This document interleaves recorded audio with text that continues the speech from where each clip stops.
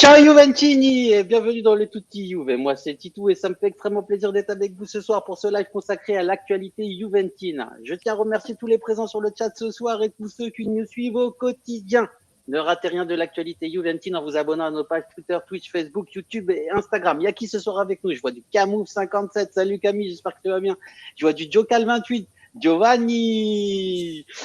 Putain, vous êtes nombreux ce soir. Il y a Max Santos. Salut mon gars. J'espère que tu vas bien. Il y a Diplomandi. C'est tous mes gars, Alex. C'est tous mes gars, ça. Ouais, il y a Bof Bof 2004 qui vient de s'abonner. Ça fait plaisir, Bof Bof. J'espère que tu vas bien. Ce soir, j'aurai l'honneur et le plaisir d'être accompagné de tous mes acolytes, les amis. Avec nous ce soir, on aura Lionel Lippi. Comment ça va, Lionel? Ça va super. Ça faisait 3 semaines qu'on ne s'était pas vu. C'est long. C'est trop long même. Donc là, je suis super content d'être avec tous les copains et tous les copains du chat aussi. C'est top.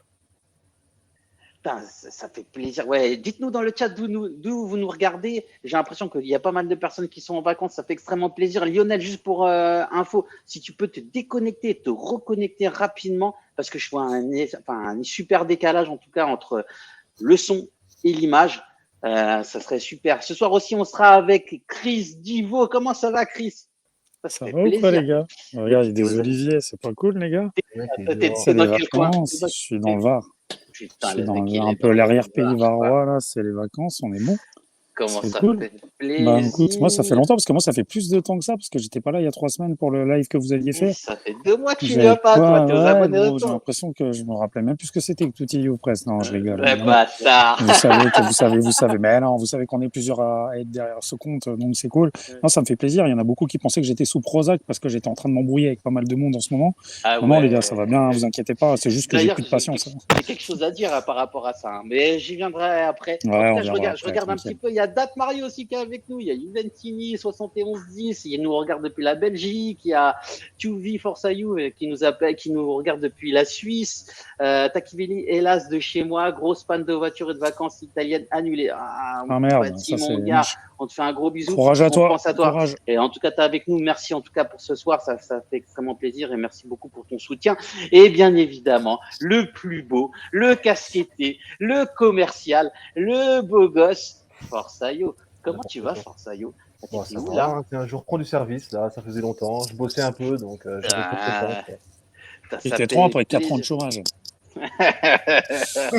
Mais arrête, il kiffe sa life. Regarde, il y a une photo chez moi. Je sais pas ce qui se passe là, mais la lumière elle s'allume et s'éteint toute seule. Il y a un tremblement de terre à cette Ouais, je te jure. Il y a une petite ambiance tamisée, tu vois. Je me suis dit, ça va être classe. Et puis là, ça fait plaisir, les mecs. Ça fait plaisir de vous avoir. Je regarde un petit peu. Bof Bof 2004, il est dans le Var aussi, à Carqueren en ce moment. Vous connaissez Carqueren. Ouais. Ah oui, Carqueren. Tu connais? Mais je suis pas très loin. Moi, de base, j'ai mon père qui habite dans le sud, à Sanary. Donc, c'est un peu après Toulon, Carqueren. Tout simplement, moi, je suis sur les. En fait, je suis au-dessus. Je suis à, on va dire, une demi-heure dans les terres. Ouais, mortel. Mais allez vous boire un petit coup. Putain, les gars, vous êtes à côté. Allez vous voir depuis le temps qu'on est tous ensemble. Et puis en plus, vous pourrez faire un petit tour par le Cap d'Agde. À côté, là, il y a tous les. Il y a quand même de la route, là, gros. Il y a un petit 3 heures. Bon, allez, vous allez vous montrer votre kiki un petit peu, ça sera sympa. Là, on a les deux, c'est toi, là, déjà, ils sont abonnés à ça. Non, je plaisante. Allez, un programme chargé nous attend, les copains. Dans un premier temps, nous vous partagerons la vidéo de notre kiné, conférencier international du genou, Florian Forelli, qui a tenu à nous analyser la blessure de Paul Pogba depuis ses vacances en Espagne. Je crois qu'il est sur les îles. Comment ça s'appelle, les îles en Espagne, là? Tu sais, les îles des enfants. Les îles des enfants, vous allez entendre vidéo, les îles des enfants. Voici le temps venu. J'étais cramé. C'est quoi, il est à quoi, à Majorque? Ouais, il doit être par là, en tout cas. Balear. Il a fait une super vidéo, il était avec les dauphins et tout. Franchement, un truc de dingue. Il m'a fait un truc sur sa story. Franchement, magnifique. Pour ceux qui ne le connaissent pas, Florian Forelli, du centre d'Orthosport. C'est un centre de rééducation spécialisé dans l'accompagnement du sportif de haut niveau à Daumont dans le Val d'Oise. Si vous avez besoin en tout cas d'un accompagnement sur un genou ou quoi que ce soit, allez là-bas. Franchement, c'est que du haut niveau. Et puis, on n'a pas besoin d'être un sportif de haut niveau. Vous allez pouvoir bénéficier de super soins.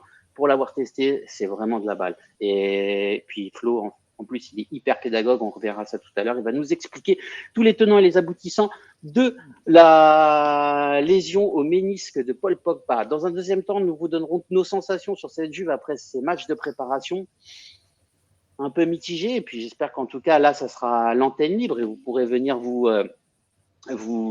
justement nous donner votre avis un peu sur tout ça. Nous parlerons évidemment de l'actualité chaude de cet été, le mercato, les amis. Enfin, dans une dernière séquence, on consacrera une partie de l'émission au dispositif tactique. Pardon, les amis, j'ai du mal à articuler en ce moment, à la veille de la reprise du championnat. Allez, accrochez-vous, c'est parti. On lance quoi? Directement la petite vidéo de Forzaio? Je pense qu'il faut. De Forzaio? Ouais. De Forzaio? Non, de Florian Forelli. Merci beaucoup en tout cas, Florian. Il a eu peur. Il a eu peur.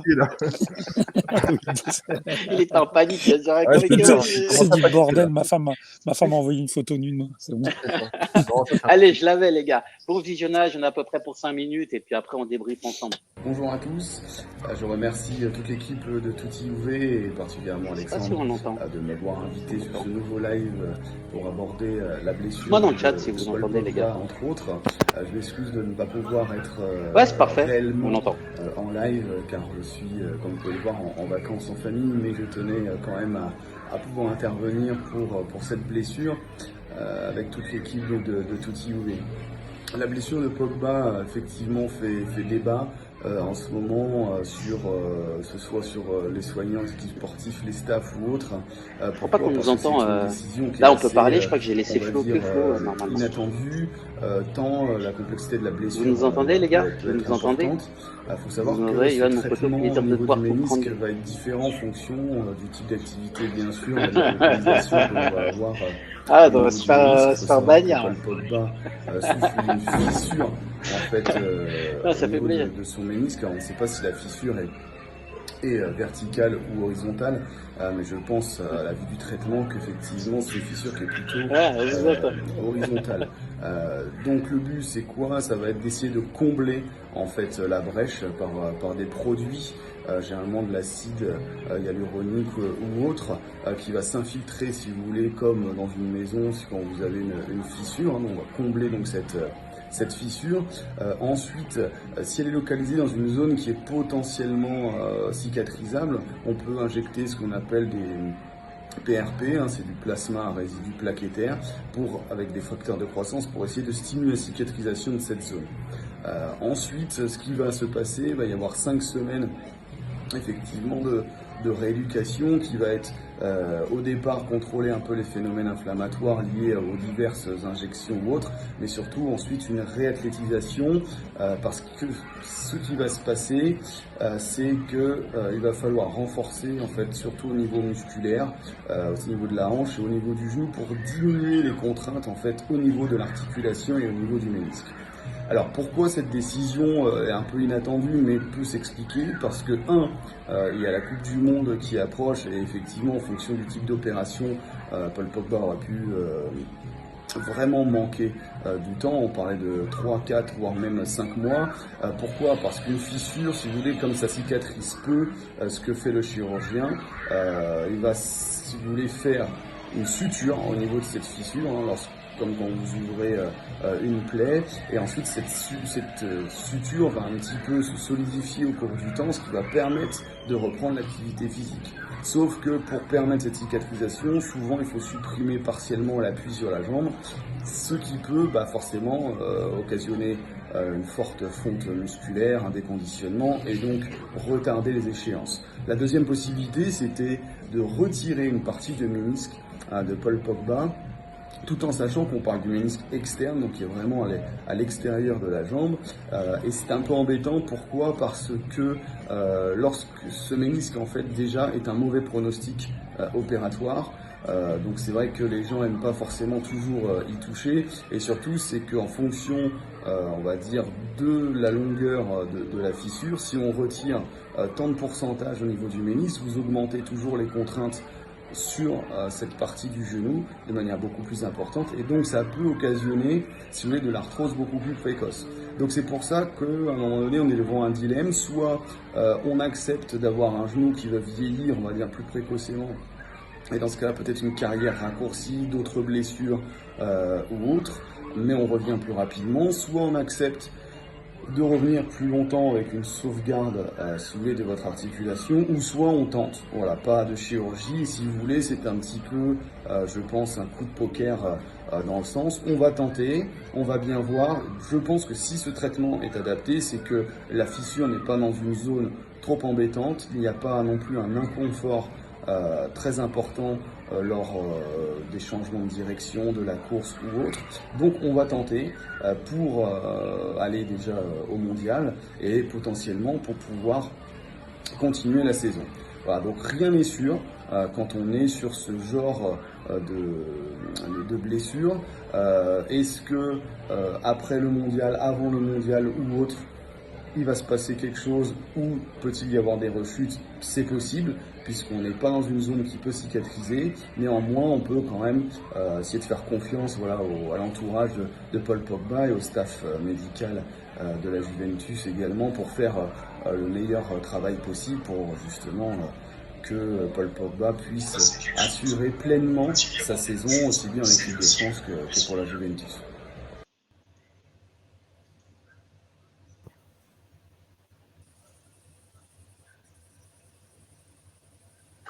Voilà les amis, je ne sais pas si vous m'entendez, dites-moi si vous m'entendez. Allô, test, dites-moi. Ouais, vous m'entendez? Bah super. Bon, donc voilà les amis, voilà la petite analyse de Flo. Merci beaucoup Flo, on t'embrasse, on fait des gros bisous et merci beaucoup, franchement. Donc, si je résume, il y a une fissure au niveau du ménisque. Cette fissure, elle doit pas être de façon verticale, mais horizontale pour favoriser en tout cas tout ce qui est, en tout cas, la cicatrisation entre guillemets du ménisque. On a pris le pari de partir sur une rééducation avec un délai d'absence un peu réduit. Ça reste quand même un pari pour arriver en tout cas sur la Coupe du Monde et peut-être un peu après sur la saison. Quel est votre sentiment pour vous les amis? Est-ce que c'est quelque chose de risqué? Est-ce que vous auriez fait vous une suture, donc plus vous aurez été, je vous mets dans la peau d'un joueur de foot, est-ce que vous aurez loupé le mondial et en tout cas pour préserver votre genou? Est-ce que ça va pas faire un second Umtiti avec des gros problèmes après de genoux derrière? Comment est-ce que vous le sentez, Lionel? En tant que si j'étais à la place de Pogba, sincèrement à la Coupe du Monde en 3 mois, j'aurais tenté le maximum pour pouvoir. C'est peut-être sa dernière Coupe du Monde, il a 29 ans. À 33 ans, tu ne sais pas comment il sera aussi. Ouais. Donc, il va tout faire, il fait tout pour la jouer. C'est un risque, oui, c'est un risque qu'il prend parce que je pense que le plus raisonnable, c'était l'opération et rester sur le côté pendant 4-5 mois. Donc voilà, on va voir si le pari risqué va tenir. Sinon, malheureusement, il va se péter à son retour quelques semaines après et il ratera quand même la Coupe du Monde. Et nous, on aura perdu 1 mois et demi dans ce truc-là. Donc voilà, voire même une demi-saison. On va espérer, on va croiser les doigts que tout ça. Oui, non, mais par rapport à l'opération qu'il aurait pu faire maintenant, le temps de son retour, et si malheureusement il se pète, on aura perdu 1 mois et demi, 2 mois. Donc on va croiser les doigts pour qu'il n'y ait pas de soucis particuliers, que Pogba soit en forme pour octobre. Ok, alors. Moi, j'ai rien compris ce que tu as dit. Franchement, j'ai rien entendu. Ce que j'adore avec Yo, c'est qu'il est très cash. Tu vois. C'est pas qu'il se dit au bout d'un moment. Non, aucune caméra peut-être. Non, aucune empathie. Aucune empathie. Il défonce direct. Écoute, t'as parlé, on n'a rien compris. Non, c'est pas vrai. J'ai compris ce que t'as dit, mais c'est vrai que non, oui, en fait, Lionel, si tu veux, j'ai ta photo. Si tu veux passer juste en parlotte. Et pas en caméra. Mais moi, j'ai très bien compris ce que tu disais. En fait, Lionel disait, c'est un pari. Un mondial se rate pas pour une Coupe du Monde. C'est quelque chose d'important dans la vie d'un joueur. Au pire des cas, s'il se répète quand il revient, on aura perdu 2 mois. Et moi, je lui répondais, j'aurais perdu peut-être même limite une saison, puisqu'en fait, tu auras perdu la première partie de saison, puis la deuxième partie de saison. Toi, de ton côté, Forzaio, qu'est-ce que tu en penses un peu de ça? Bah, ça dépend. Tu poses la question aux supporters de la Juve ou à l'expert en blessure? Non, mais je sais pas. Est-ce que, enfin, toi, t'aurais fait Moi, quoi, par exemple? Est-ce que, toi, si t'étais joueur de football professionnel, t'aurais préféré jouer une Coupe du Monde et risquer une Coupe du Monde, ou en tout cas continuer jusqu'à encore pendant 4-5 ans et préserver peut-être ton jeune? alors moi, je pense qu'il aurait dû se faire opérer. Mais si j'avais été lui, je me serais pas fait opérer parce que voilà, je me suis jamais, enfin, j'ai toujours joué un peu blessé et ça m'a jamais empêché de jouer. Enfin, si, parce que vu le niveau dans lequel j'ai joué, on peut dire que ça m'a peut-être empêché au final. Mais non, franchement, je pense qu'il aurait dû se faire opérer parce que voilà, l'employeur, c'est qui? C'est la Juve. Le mondial, c'est important, mais au final, c'est pas l'équipe de France qui le paye. Donc voilà, pour moi, il aurait dû se faire opérer, mais si la Juve l'a laissé choisir cette solution, pourquoi pas, à voir. C'est intéressant ce que tu dis. Tu dis si la Juve a laissé choisir cette solution. Moi, j'ai l'impression qu'en fait, la Juve n'a pas son mot à dire dedans et c'est principalement la volonté du joueur. Si la Juve, en fait, elle devait choisir quelque chose, ça serait de préserver son investissement, tu vois. Bah, Je oui. me dis, enfin, moi, c'est ce que je me dis de manière économique. Maintenant, qu'est-ce que tu en penses, toi, Chris, justement, de ça? Est-ce que tu penses qu'on est plus sur une volonté du joueur ou plus sur une volonté et voilà, ça parle de lui-même. Moi, les gars, déjà, je suis pas médecin. De deux, je pense pas que la Juve ait communiqué sur sa blessure, au final, parce qu'on a eu des débats, on a eu des théories de tous les médias possibles et inimaginables en Italie. Je vous rappelle que c'est parti de 5 semaines à 5 mois d'arrêt. Alors certes, c'est les possibilités qu'il y avait. Flo l'explique bien dans la vidéo. Et puis certains, enfin tous les médias ont consulté un petit peu les médecins, les chirurgiens qui pouvaient consulter pour avoir des infos. Alors moi, comme je dis, la Juventus c'est l'employeur, c'est la Juventus qui le paye et qui le paye grassement. On va pas se mentir. Maintenant, de ce qui a été dit, c'est que tout a été pris en compte, c'est-à-dire que la décision, elle vient de Pogba, elle vient de la Juventus aussi et de l'encadrement de l'équipe de France. Je me dis que si c'était si risqué que ça de prendre ce pari, il l'aurait pas fait. D'une part, parce que je pense pas que Pogba soit con. Pogba, il n'a pas 33 ans, il n'a pas 34 ans, il n'a pas 35 ans. Il va avoir 30 ans, c'est-à-dire qu'il a encore du foot, il a encore, allez, on va dire, à minima 4 ans, voire possiblement 5 ans, parce qu'aujourd'hui, maintenant, au foot, à l'époque, dans les années 90, tu finissais à 30 ans, tu étais à la raclette ou tu étais limite un warrior, j'en sais rien. Maintenant, tu peux jouer au foot à 34 ans, 35 ans au niveau, on le sait, on le voit. Selon les postes, c'est toujours pareil. Moi, je me dis que s'ils prennent le risque-là, c'est pas pour rien. C'est que le risque est calculé. Agresti, attention les gars, ne pas oublier, Agresti hier, ça vaut ce que ça vaut, ça reste un journaliste. On a vu qu'il pouvait se tromper aussi. Agresti a dit hier que de l'entourage de la Juve, ils disent que c'est pas si grave que ce qui se dit, pardon. Donc, je me dis que le risque, j'ose espérer qu'il soit contrôlé, qu'il soit étudié et que qu'ils savent ce qu'ils font. Après, rien ne dit que ça va réussir, rien ne dit qu'il va pas se faire opérer derrière. Mais d'un autre côté, rien ne dit que ça se trouve, ça va bien se passer. Donc, moi, je fais confiance. Sur le coup, je fais confiance. Alors, je sais très bien que les sarcastiques de chez nous, et puis on est tous pareils, parce qu'en ce moment, on a l'impression que le gym médical est plus fourni que la Continassa, que les terrains d'entraînement. Donc, je fais confiance. Je me dis que le risque est étudié, et puis on verra. Alors, dernière chose, si vous m'entendez pas, vous me dites. Si, on t'entend. D'ailleurs, il y a Joe Cal28 qui nous dit ils font chier les grillons derrière toi. Il y a Juventino. On entend des chouettes. Il y a Juventino optimiste qui est complètement d'accord avec toi, tout le 32 qui ne l'est pas. Pour moi, en fait, j'aurais réagi peut-être de manière différente. Et je sais pas, en fait. Parce que tu dis qu'à 30 ans, on peut l'avoir encore pendant 4 ou 5 ans. Oui, c'est vrai, mais est-ce qu'il sera vraiment un pion titulaire de l'équipe de France? Attends, Loulou. Je parle de sa carrière personnelle à lui. C'est-à-dire là, je mets de côté la Juve ou l'équipe de France. C'est que le mec, il a potentiellement 4 ans, 5 ans encore devant lui. Tu vois, en tout cas de contrat professionnel, à haut niveau. Ouais, à haut niveau. Je me dis qu'il va pas se risquer là pour juste une Coupe du Monde dans 3 mois. J'y crois pas, en fait. Et c'est là où moi, Tout à fait d'accord avec toi. En fait, je pense un peu différemment. Alors, je suis d'accord sur le fait qu'aujourd'hui, les joueurs vont de plus en plus loin dans l'âge. Regarde par exemple Ibrahimovic qui va jusqu'à 40 ans, etc. Mais les premières blessures d'Ibrahimovic, c'est arrivé vers 36, 37 ans, tu vois. Alors qu'aujourd'hui, Pogba, lui, il a déjà pas mal de problèmes depuis déjà 2-3 saisons. Et qu'en fait, il a que 29 ans, et je me demande comment sera l'état de son corps. Peut-être qu'il est en proie à des difficultés et des fragilités, et je me demande à 32 ou 33 ans s'il sera encore capable de pouvoir être titulaire, par exemple, dans un club de très haut niveau, et potentiellement, est-ce qu'il sera appelé encore en bleu? Tu vois, aujourd'hui, je me dis que à 30 ans, il peut risquer 2-3 mois pour essayer de jouer peut-être sa dernière Coupe du Monde. On ne sait jamais. Tu vois, demain, tu as l'essor de Tchouaméni, tu as l'essor de 3 jeunes et un phénomène. Voilà, Pogba, il n'est pas constant en club et il a du mal à enchaîner. Potentiellement, il peut ne plus être titulaire en bleu. C'est la loi de la concurrence, etc.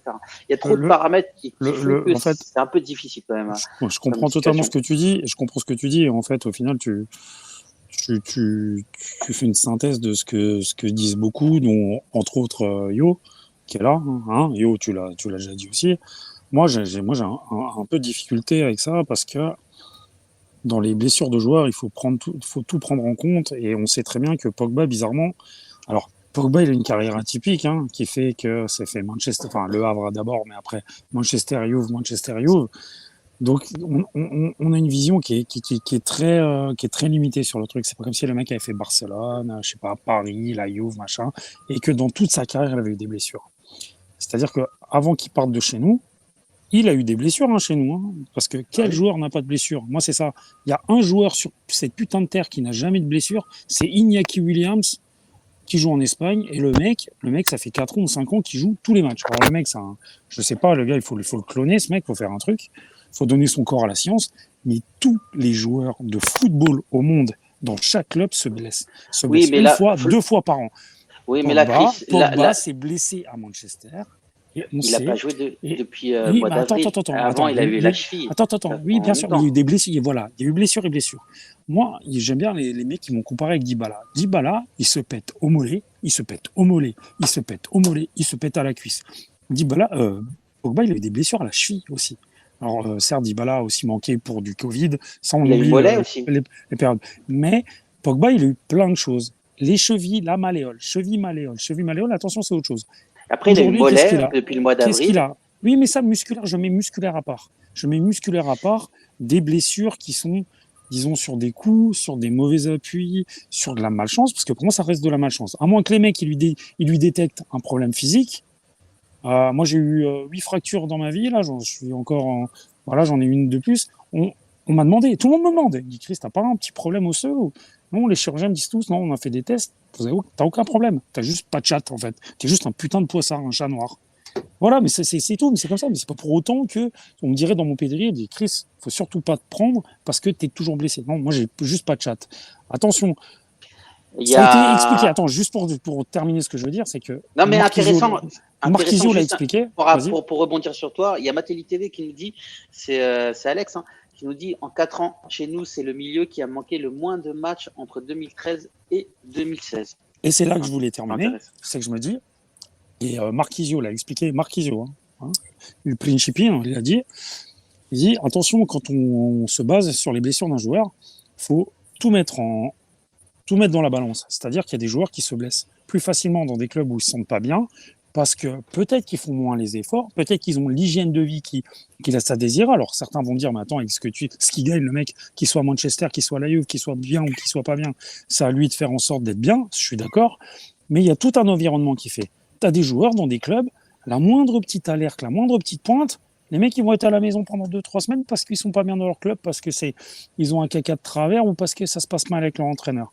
Et en fait, ce qui se passe, c'est qu'on remarque que Pogba, à Manchester, la première saison, c'est lui qui porte Manchester à lui tout seul. Et déjà, la première saison, il se faisait défoncer par toutes les légendes du club. Je sais pas, les mecs, ils l'ont pris en grippe. Il est revenu, il a été pris en grippe par toutes les anciennes légendes de ce club. Parce que Manchester, c'est un peu... Je veux faire insulte à personne, mais c'est un peu comme les comparer au Bayern. On voit Bayern avec De Ligt actuellement, Nagelsmann, les Rummenigge et tout, ils sont toujours en train de tous parler, à ramener tous leur gueule, à parler mal des autres championnats, du club d'où ils viennent. Ils sont toujours dans le bashing. Et Manchester United, ils sont exactement comme ça. Les anciennes gloires du club, il faut toujours qu'ils ramènent leur gueule. Et Pogba, il s'en est pris plein la gueule dès le début, même quand c'était lui qui portait le club. Parce qu'au début, c'est lui qui a porté le club. Et en fait, ce qui se passe, c'est que tout mis bout à bout, je ne suis pas en train de défendre Pogba, c'est un professionnel, il gagne des millions, c'est un joueur top mondial, c'est à lui d'avoir le mental et tout. Je dis pas ça. C'est juste que tout mis bout à bout, il y a peut-être des blessures qui peuvent s'expliquer aussi, tu vois. Après, il y a des choses aussi importantes aussi, et c'est pourquoi ça fait réagir. Ça fait réagir parce que Pogba, c'est pas n'importe quel joueur. Parce que Pogba, c'est le Fouriclass de chaque équipe. Parce que Pogba a porté l'équipe des France. Parce que Pogba a porté Manchester. Parce que Pogba, à un moment donné, a porté la Juventus. Et quand, en fait, tu as ton joueur phare qui n'est pas là, ça pose un problème.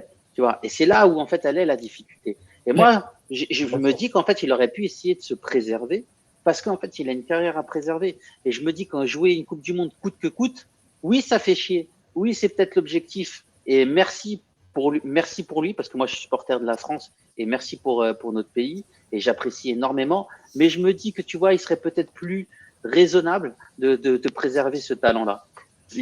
Forza Yo. Moi je suis un peu d'accord avec ce que vous dites, mais pour moi c'est un joueur fragile malgré tout, que ce soit de la chance, pas de la chance. Moi ce que je regarde, c'est sur les 3 dernières années, il était quand même assez souvent blessé, quoi. Donc moi je pense que Pogba c'est très bien. Mais par contre, il faut anticiper avec un joueur de son niveau presque pour pouvoir pallier en cas d'absence ou même pour l'associer à lui. Hein, parce que c'est vrai que le milieu n'est pas terrible non plus.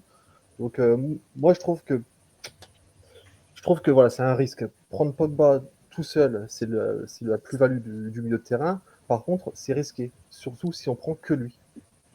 Voilà, justement, il y a Pogba. Alex me disait Pogba a apporté de la hype à l'équipe et j'ai l'impression que depuis sa blessure, les joueurs sont moins détendus. C'est vrai aussi, c'est parce qu'il amène aussi de la sérénité, quelque chose une valeur ajoutée en plus. C'est un Fouriclass et je pense que ça fait une bonne transition justement pour le deuxième temps de notre émission. Si vous vouliez rajouter quelque chose, peut-être Lionel, Chris, par rapport à ça. Vas-y Lionel, t'as pas beaucoup parlé là.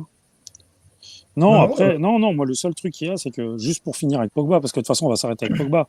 On sait très bien que Pogba, il était voulu par une partie de notre fanbase et une autre partie qui n'en voulait pas. Alors, j'ai une grosse pensée pour ceux qui n'en voulaient pas, parce que là, ils le voient blessé. Là, je pense qu'ils doivent être au fond du trou actuellement, parce qu'en plus, avec tout l'enchaînement, et ce qu'on va parler après, ceux qui voulaient pas de Pogba, ils doivent être au bout de leur vie. Maintenant, honnêtement, Pogba, juste, c'est du top mondial. C'est du top mondial, c'est quand le mec il a la tête à l'endroit et le physique qui va, parce qu'effectivement là aujourd'hui on peut pas donner, on va pas nier que voilà, maintenant on a des doutes, c'est du top mondial, c'est le joueur qu'il nous faut. Et en fait ce qui se passe c'est que le moral il descend pour tout le monde parce qu'en final c'était la plus-value de ce milieu de terrain et cette plus-value on l'a plus actuellement. Donc voilà, maintenant moi j'ose espérer, j'espère, attention moi je suis pas borné, hein, je dis pas que moi ce que je veux dire vraiment en conclusion c'est c'est pas Pogba tout seul qui a pris la décision. Parce que si la Juve avait dit non, mais mon gars, là, c'est moi ton employeur, c'est nous qui allons te payer. Donc là, on te dit qu'il faut que tu te fasses opérer parce que le chirurgien à Lyon a dit qu'il y avait 10% de chances que ça marche, il se serait fait opérer. Je me dis que s'il le tente, et l'équipe de France, aussi, enfin la fédération française, je parle pas de Le Gret, mais je suppose qu'il y a des gens quand même qui sont compétents, qui ont pris qui prennent ce risque en fait, on va dire. Et si vous entendez bien la vidéo de Flo que nous on a regardé cet après-midi, il le dit lui-même, c'est un dilemme. C'est un dilemme parce que tu te dis. Alors, ça peut marcher, machin, c'est un peu compliqué. C'est un cas qui est très compliqué. Il s'est fait un truc, je veux dire, voilà, moi je me suis fait le mix, mais c'était pas ça, tu vois. Ouais, tu vois, Chris, en fait, tu dis qu'on est salarié, mais en fait, on n'est pas salarié. Quand on est joueur, on est indépendant. En fait, on a un contrat pendant une certaine durée. Et c'est pas tout à fait ça. Et du coup, il y a une forme d'indépendance. Et du coup, l'aspect physique, etc., il peut être conseillé par son club, mais à la fin, c'est le mot final revient au joueur. Et puisque c'est son outil de travail, sa force de travail, et c'est son corps. Et c'est ça où est la difficulté, où tu vois, la Juventus, elle peut conseiller, elle peut lui dire je suis pas d'accord, etc. Mais dans quelle mesure elle peut l'obliger? Je pense pas qu'elle ait vraiment les mains libres. En tout cas, ça fait une bonne transition parce que la blessure de Pogba, en fait, sur une bonne transition sur les matchs amicaux, parce qu'on a vu on a vu deux Juves avec des visages différents. On a vu la Juve avec Pogba, très peu de temps, contre le Chivas, où on avait gagné 2-0. Puis après, on a vu la Juve sans Pogba, où on était sur un enchaînement de faux matchs avec faux rythme, sans vraiment de comment ça s'appelle, de hype dans l'équipe, ça faisait pas tourner le ballon, on a fait 2-2 contre le Barça, on a perdu 2-0 contre le Real et on s'est pris une volée contre l'Atlético, j'ose même pas dire le score, 4-0 à la maison, ça fait trop mal, et pourtant on avait fait un 4-0 à la maison avec en fin de préparation.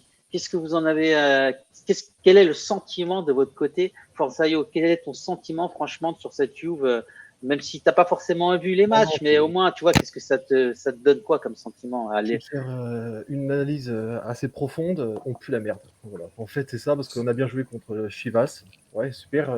C'est niveau national. Une équipe de whisky, c'est un nom de whisky. Ouais, voilà, en plus, c'est un nom de whisky. Bref, non, franchement, on pue la merde et ça fait vraiment flipper. Parce que même moi, qui j'ai souvent été optimiste, bah là, j'y suis pas du tout, en fait. Parce que je vois pas comment on va pouvoir démarrer la saison dans la meilleure des façons. Parce que regarde, quand tu regardes, c'est ce qu'on disait, Pogba, c'est vraiment la vraie plus-value de l'équipe. Parce que Bremer, il remplace De Ligt, Di Maria, il remplace Dybala. Le gros point fort de l'équipe, c'était Pogba qui venait au milieu de terrain. Là, il est plus là. Voilà. Donc, plus quelques autres blessés, nos joueurs ils sont de plus en plus fragiles. Enfin, franchement, je suis pas serein. Moi, j'ai beaucoup aimé ta réaction en disant, quand on en parlait entre nous, là, ce que tu disais, c'est que finalement, on n'a fait que des remplacements. Par exemple, Di Maria, il est parti, et puis d'un seul coup, en fait, enfin, il est arrivé, mais il y a Dybala qui est parti, Di Maria qui arrive. En fait, on a fait un remplacement. Tu nous dis, enfin, sur Bremer, c'est De Ligt qui part, Bremer qui arrive. Donc, finalement, est-ce qu'on améliore la compétitivité de l'équipe? Pas vraiment, puisque tu as un top joueur qui arrive, mais un top joueur qui part. Donc, ça fait une somme nulle. Le vrai renfort, pour l'instant, c'était Pogba. Et Pogba, finalement, il est parti. Il est plus là, il est blessé.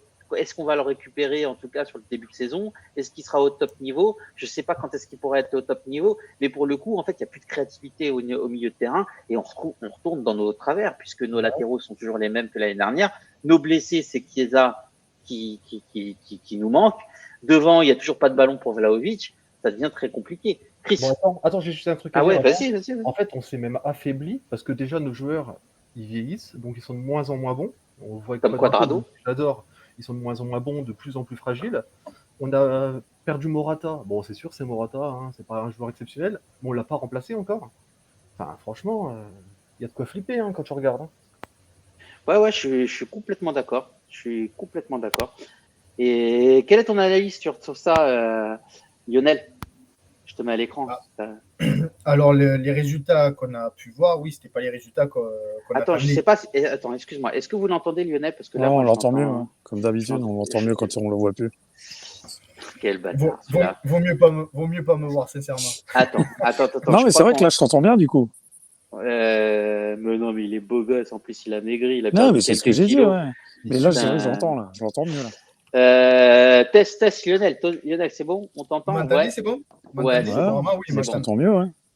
Alors, pour en revenir aux matchs amicaux, comme je disais, c'est pas les résultats qu'on attendait. Parce qu'on pensait que la Juve allait être un petit peu mieux préparée, un petit peu mieux sur ces matchs amicaux. Et on a pris deux grosses défaites et un match nul miraculeux contre le Barça. Je vois des joueurs sur les matchs amicaux qui ne sont pas à leur place. Bremer, pour moi, ne doit jamais jouer défenseur central gauche. C'est pas possible. Il doit jouer défenseur central droit. Et il joue défenseur central gauche, parce qu'il y a Bonucci qui est là et qui prend cette place. Je n'osais pas le dire, mais qui prend cette place qu'il ne doit pas prendre. Donc, ça serait après, on n'a personne. Hein. Ça serait bien que peut-être Bremer joue à droite et que Gatti, lui, aille à gauche. Et pour moi, ça serait la meilleure défense charnière centrale qu'on pourrait avoir. Mais malheureusement, on a Bonucci qui nous met en dedans parce qu'on a vu sur les matchs de préparation qu'il est pas bon du tout. Donc justement, moi j'ai une bonne question. Est-ce que en fait on partirait, alors on fait un peu le pas comme ça aussi, on va parler un petit peu tactique, peut-être qu'on part un petit peu dans tous les sens, les amis, et c'est pas grave, mais je pense que c'est intéressant en tout cas de soulever le truc. Là tu me parles de gauche, de droite, etc. Et si en fait notre salut ne venait pas d'une défense à 3 avec à gauche Danilo, dans le centre Bremer et à droite Gatti? Parce que franchement, moi, Gatti, j'ai vraiment kiffé ses interventions. Enfin, franchement, j'ai trouvé que c'était la vraie recrue. J'avais cru avoir un Barzali jeune. Ça peut être une solution à ce 3-5-2 parce que Kostic, on peut le voir à Francfort, lui, il prend tout le côté gauche. Et il joue régulièrement piston dans un 3-5-2. On peut voir aussi que Depay va signer très certainement à la Juve. Et Depay, lui, peut jouer sur les 3 postes offensifs. Donc, si Depay peut jouer à droite, ça veut dire que Cuadrado risque de redescendre pour pouvoir mettre Danilo dans ce système à 3 derrière. Donc, je pense qu'Allegri a dû voir que le 4-3-3, pardon, avec les joueurs qu'il a, ce n'est pas possible. Donc, pour pouvoir essayer de mettre en place la meilleure formation avec les joueurs à leur place, pour le moment, le 3-5-2 pourrait être une des solutions. Comme ça, on ne verrait plus Alexandro dans l'équipe et on ne verrait plus Danilo dans une défense à 4 où il est complètement à la ramasse. Attends 2 secondes. Il y a Michael Jules qui nous dit, alors là, Gatti, c'est léger, les gars, arrêtez. Mais je suis désolé, j'ai pas du tout vu ce que tu as vu. Moi, je l'ai vu jouer uniquement sur le dernier match. J'ai vu un joueur qui prenait son couloir, qui n'était pas attaqué. Quand il n'était pas attaqué, qui montait, qui avait un bon pied, qui à un moment donné fait à 3 mètres de retard et se retrouve à récupérer le ballon, etc. et à revenir fort sur le défenseur. J'ai vu quelqu'un de rugueux qui jouait hyper logique. Attendez les gars, enfin, franchement, Gatti… Et contre le Real, il se fait prendre en vitesse, il arrive à revenir. Il a posé 2 ou 3 tacles parfaits pour récupérer le ballon. Non, mais franchement, après, Gatti, pour en plus le prix, comment l'acheter? 2-3 millions, un truc comme ça quoi. Non, 10 millions. Mais Gatti, quand même. Oui, 10 millions. Gatti, c'est léger, mais Bonucci, c'est quoi? C'est un granit. C'est encore plus léger, malheureusement. Donc, pour moi, si on joue à 4 derrière, les défenseurs centraux, pour moi, ça devrait être Bremer et Gatti. Ouais. Mais par contre, les gars, il faut qu'on achète un défenseur central. Hein, parce que là, alors, oui, je suis d'accord avec toi. J'ai eu, j'ai eu la discussion sur un channel Juve sur Twitter. Et d'ailleurs, je tiens à passer un petit coup de gueule juste après sur Twitter, mais parce que là, ça commence vraiment à me saouler. Les mecs qui me RT pour faire de la pub ou quoi que ce soit en me disant que je dis de la merde ou quoi que ce soit. Les gars, franchement, je vais vous dire un truc, elle vous faire enculer. Voilà, au moins ça c'est dit. Mais non, mais c'est même pas une question de dire de la merde ou pas. C'est que le mec, en fait, il est là pour faire du tweet à like. Si tu as envie de débattre, moi, j'ai pas de problème.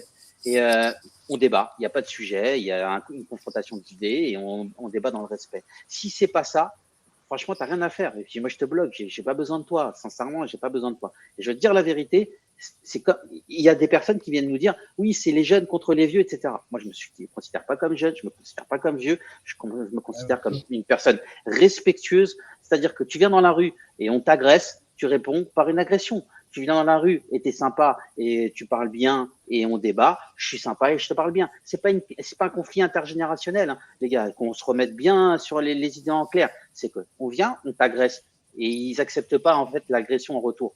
Non, c'est pas comme ça. Ils nous écoutent pas, ceux-là, ils nous écoutent pas. Ouais, et en fait, ils sont là pour faire du buzz. Ce que dit, c'est une parenthèse, hein, les gars. Attention, on n'est pas en train de régler nos comptes. Ce que dit Titou, c'est ceux qui me suivent, vous voyez mon tweet épinglé, c'est que cette semaine, c'est ce que j'ai dit en préambule, c'est que la semaine dernière, j'ai eu deux, trois altercations avec des mecs, donc j'ai eu une altercation avec un Juventine. C'est bon, ça s'est réglé le lendemain, donc il n'y a pas de problème. Par contre, j'ai des mecs que je connais pas, qui ont des pseudos. Les mecs, ils ont des pseudos, c'est des codes Wi-Fi, leurs pseudos. Tu comprends? Déjà, je ne suis même pas te les citer. Les mecs, ils ont des codes, des pseudos improbables. Et puis, effectivement, ce que dit Titou, c'est que toi, tu donnes un avis. Donc, c'est-à-dire qu'on est des supporters de la Juve. C'est-à-dire que, comme je disais hier dans le retweet de Tutti Juve, on vient là pour discuter. On vient là pour discuter de la Juve. On est tous supporters du même club.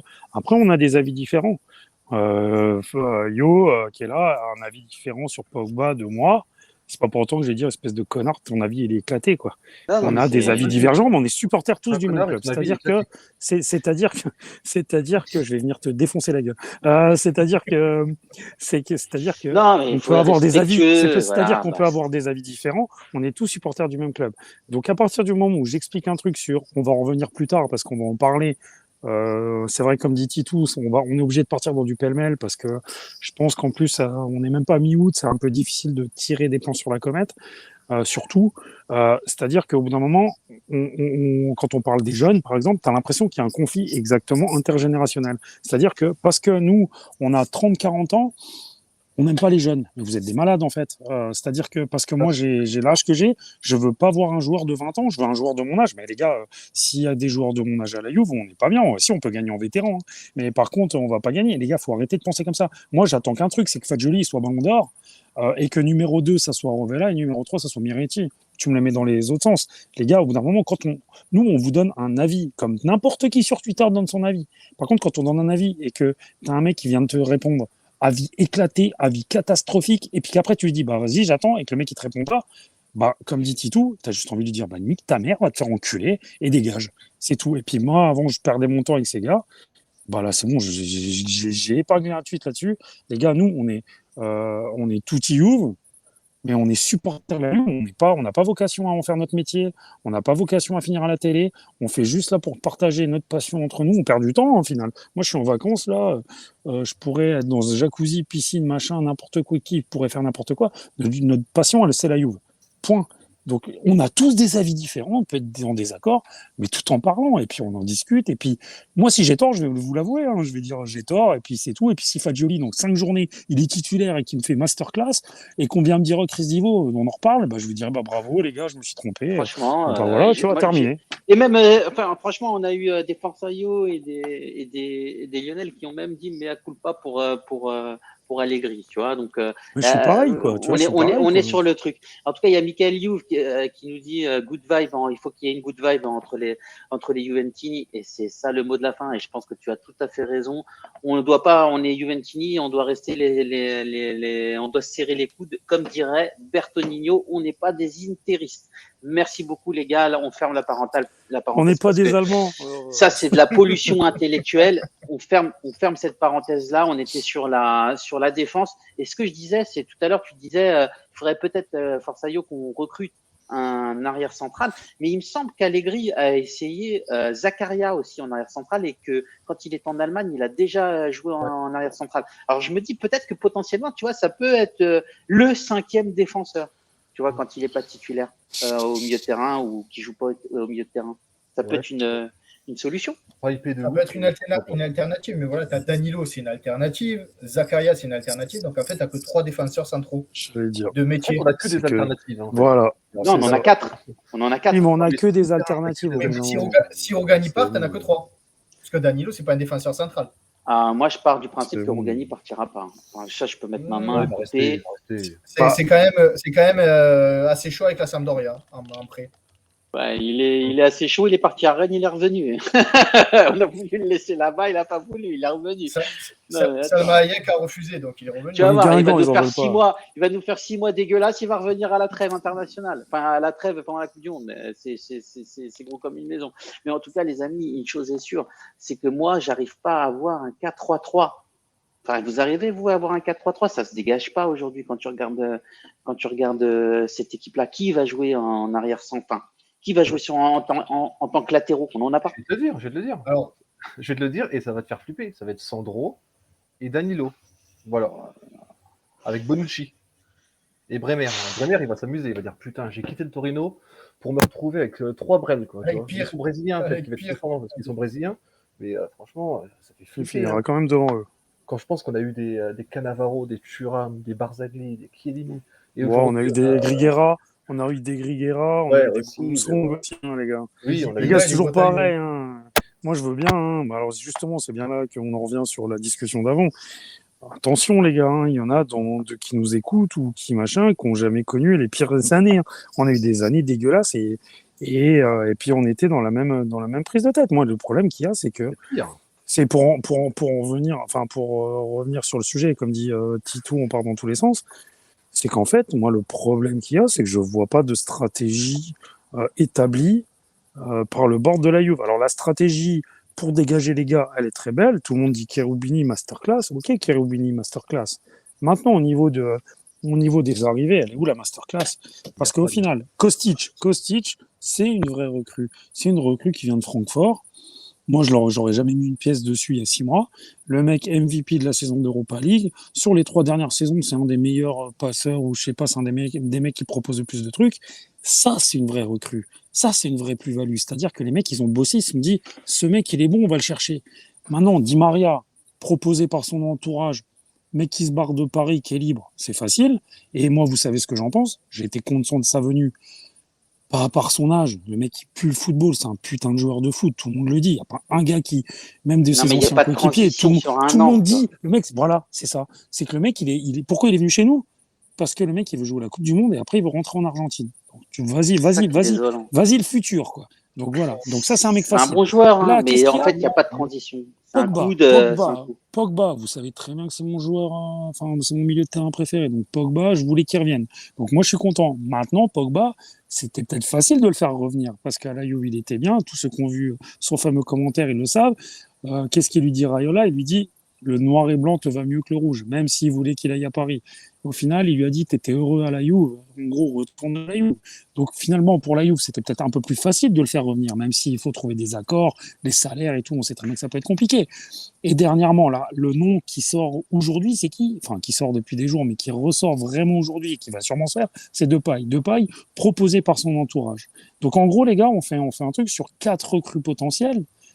Il y a quoi? Il y a 3 mecs en fin de contrat avec le rang.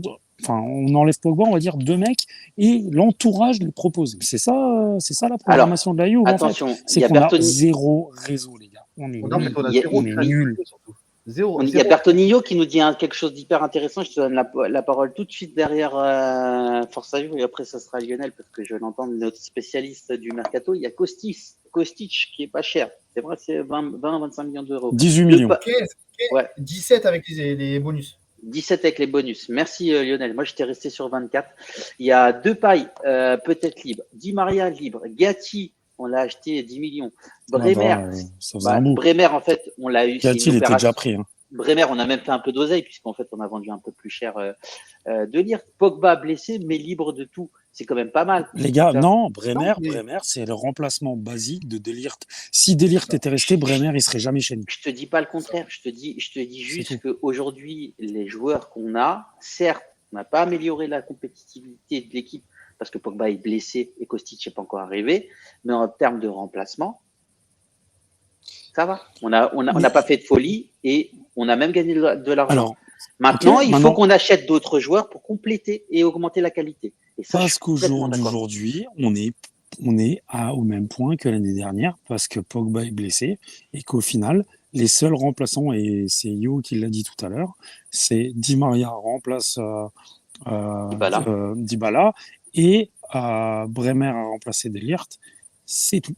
Il n'y a rien qui les ait toujours blessés. Donc à l'heure actuelle, alors il y a Kostic qui va arriver, hein, c'est quasiment fait, mais sinon, à l'heure actuelle, à l'heure à laquelle on vous parle, pour moi, nous sommes au même point que l'année dernière, et ça se voit, ça s'est vu dans les matchs amicaux, pour ceux qui ont vu les matchs amicaux, et comme tu l'as dit avant, parce que je ne suis pas intervenu sur la défense, le seul point positif de ces matchs amicaux, c'est Gatti.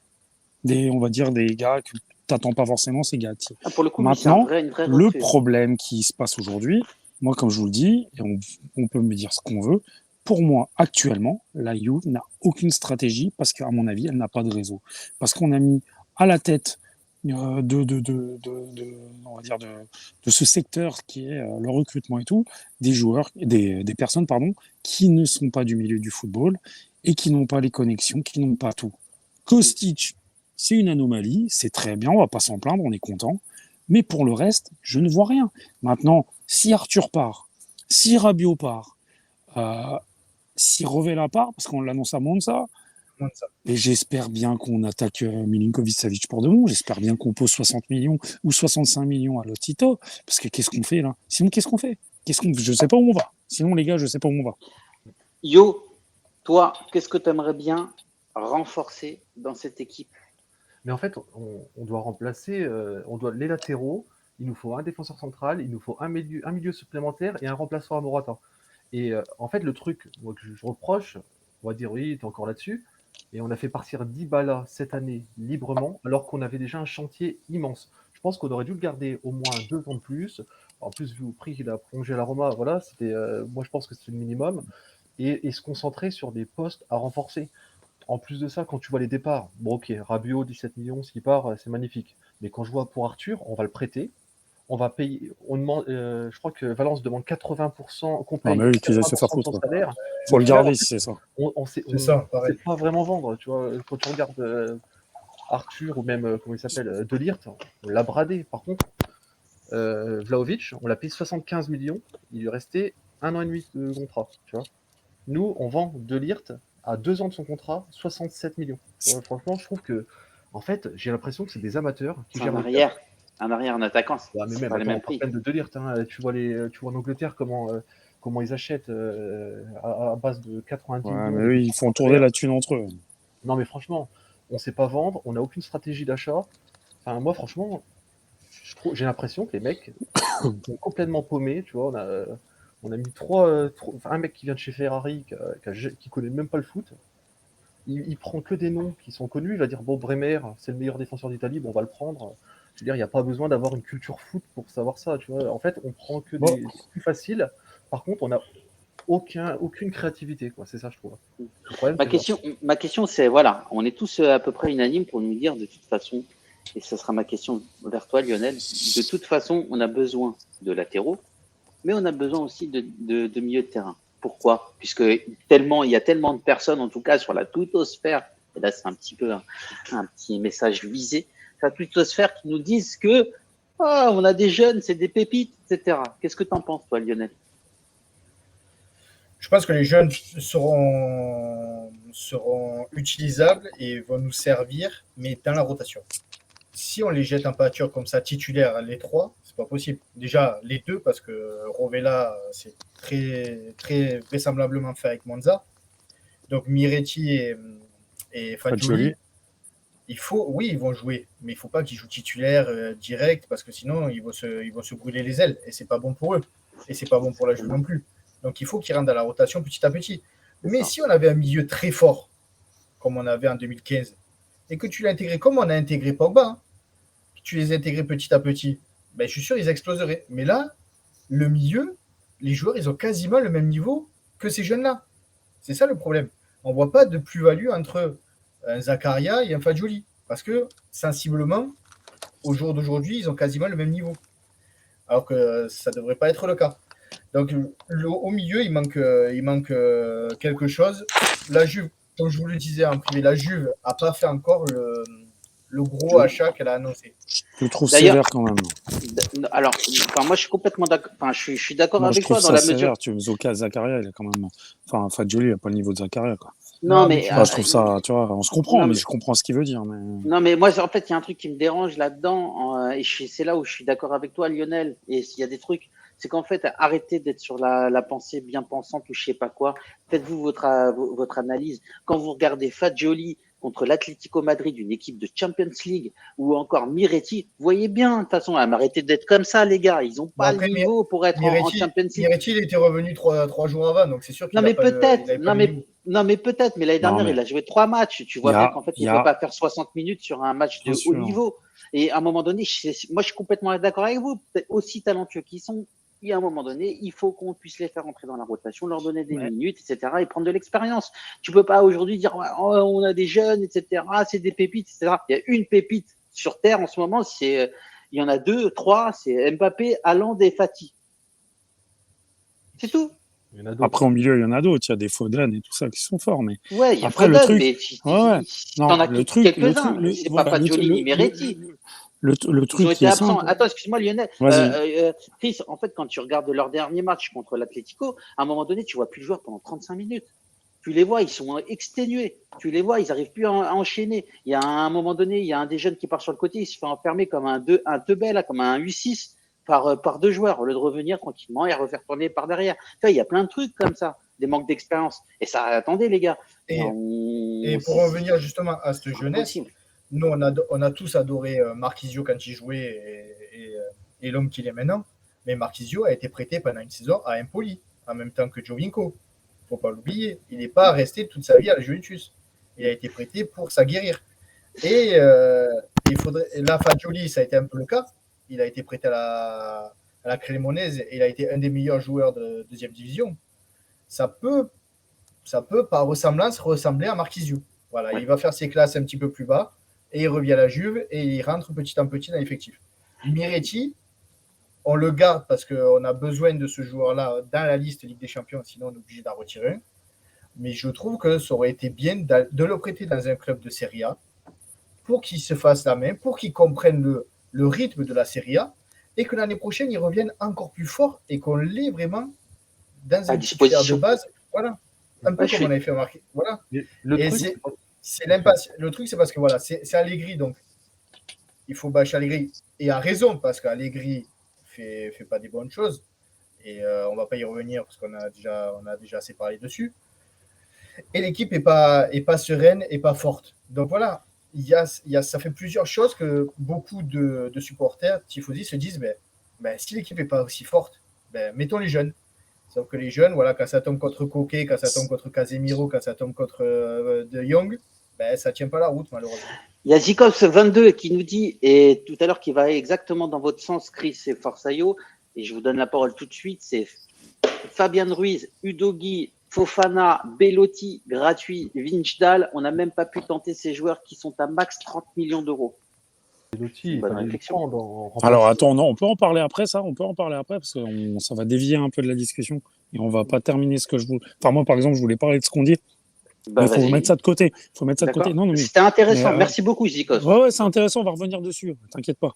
Le truc c'est que il y a des gens qui semblent oublier un truc, c'est que nous sommes la Juventus en fait.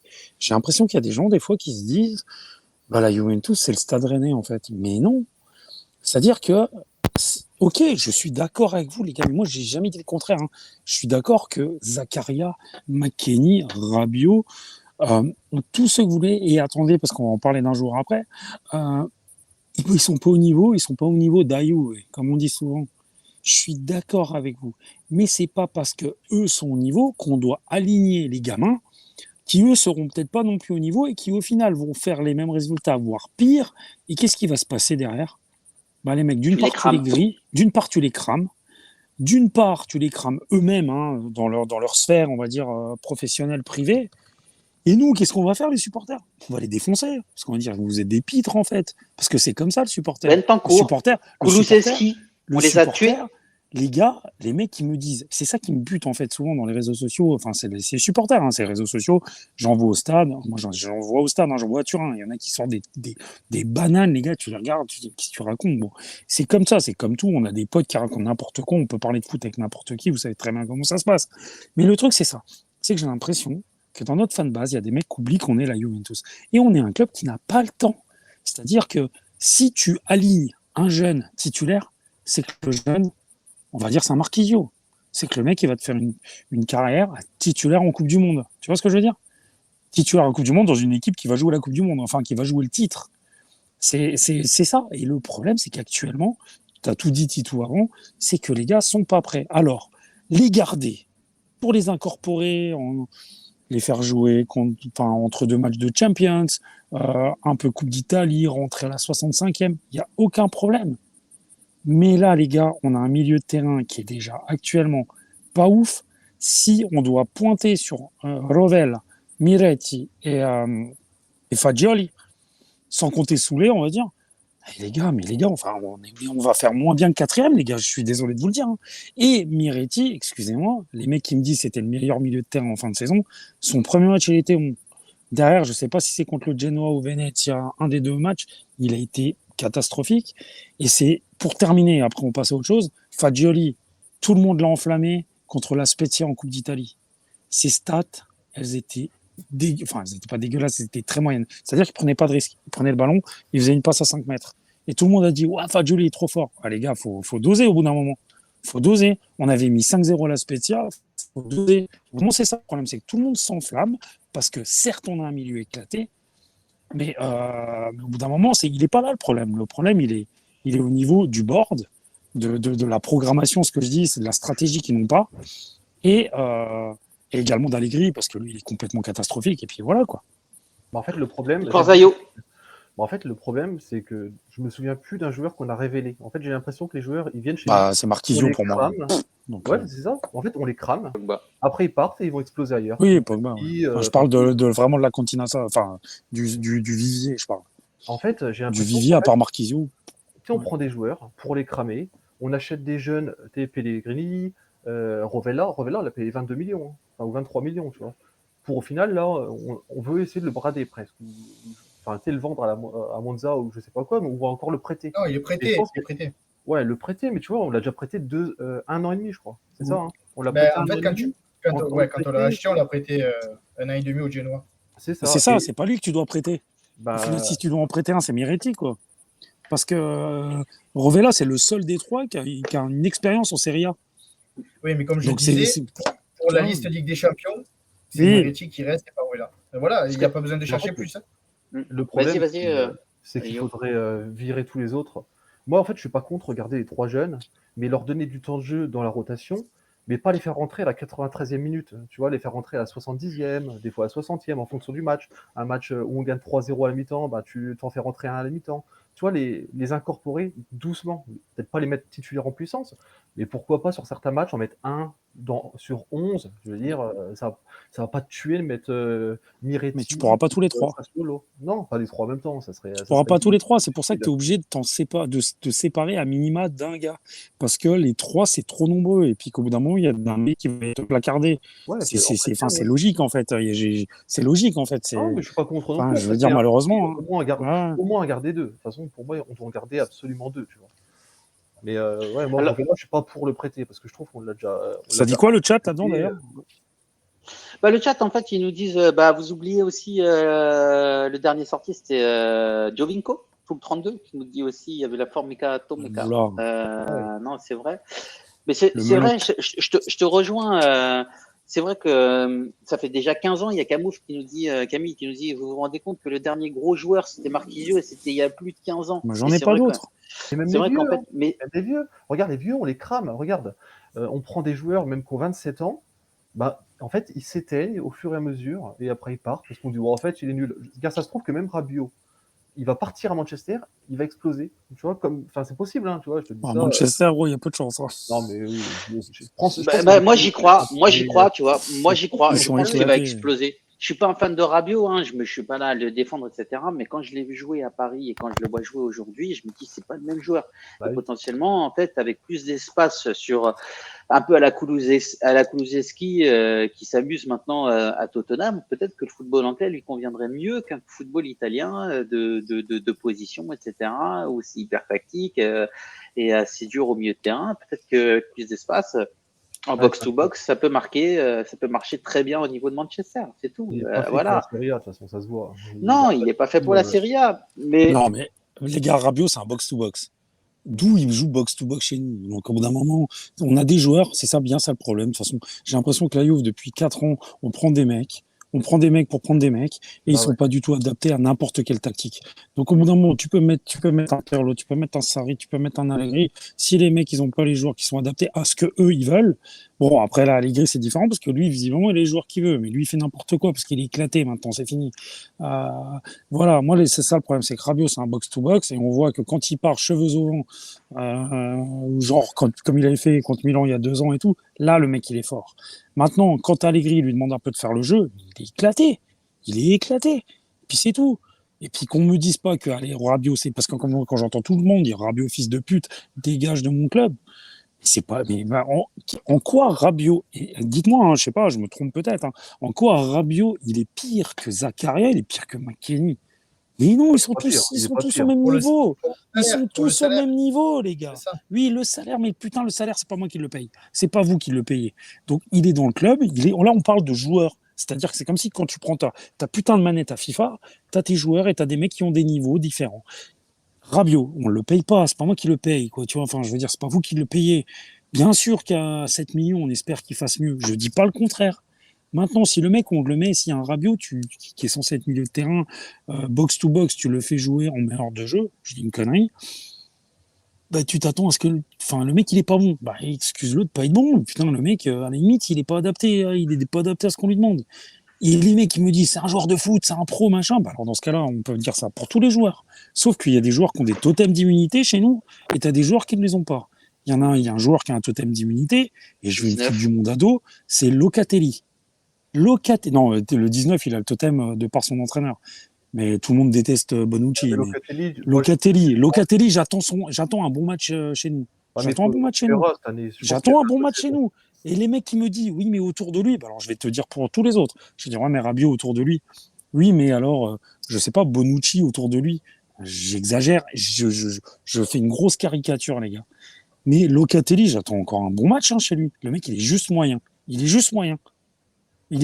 Pourquoi ? Parce que tout est moyen dans cette putain d'équipe. Parce que on n'est pas Dayouf actuellement. On n'a pas une équipe qui est Dayouf. On a des postes. Oui, on a Chiesa, effectivement. On a Chiesa. Ouais, on a Chiesa. Donc, on a Chiesa. On a qui ? Enfin, je sais pas, on a qui ? Vlahovic, c'est un potentiel fort. Blukta, voilà. Ouais, alors c'est vrai qu'on est toujours en attente de son match référence à Locatelli. C'est vrai qu'il a fait Locatelli a bien commencé depuis. Il a bien commencé, il a surfé sur sa Coupe d'Europe, etc.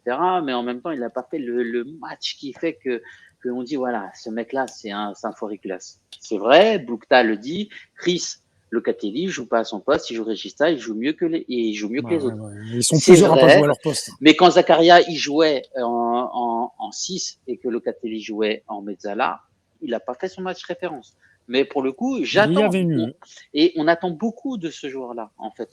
Vraiment, on attend vraiment beaucoup. Et je pense qu'en fait, je pense que cette saison, il sera bien meilleur, Locatelli. J'espère. Moi aussi, je pense. L'année dernière, il a fait la grosse saison à Sassuolo. 1 euro où il gagne avec l'Italie. Il faut ensuite digérer le transfert à la Juventus de 40 millions. Parce que pour un joueur comme ça, quand même, c'est une somme, c'est un autre club, c'est une nouvelle dimension. Et tu tombes dans une équipe qui n'est pas terrible, parce que, comme le disait Chris, c'est une somme de joueurs, mais ce n'est pas une équipe. Donc, tout ça, et en plus, il ne s'est pas reposé, parce qu'il a enchaîné l'Euro et la préparation avec la Juve, sans s'être reposé. Donc, je pense que cette saison, pour moi, sera bien meilleure que celle qu'on a pu voir. Et je pense qu'il y aura pas mal de joueurs justement qui ont fait l'Euro la saison passée et qui auront un meilleur rendement avec la Juve ou avec d'autres clubs cette saison par rapport aux attentes qu'on avait eues l'année dernière. Et qu'on se comprenne bien, je ne suis pas en train de tailler Locatelli.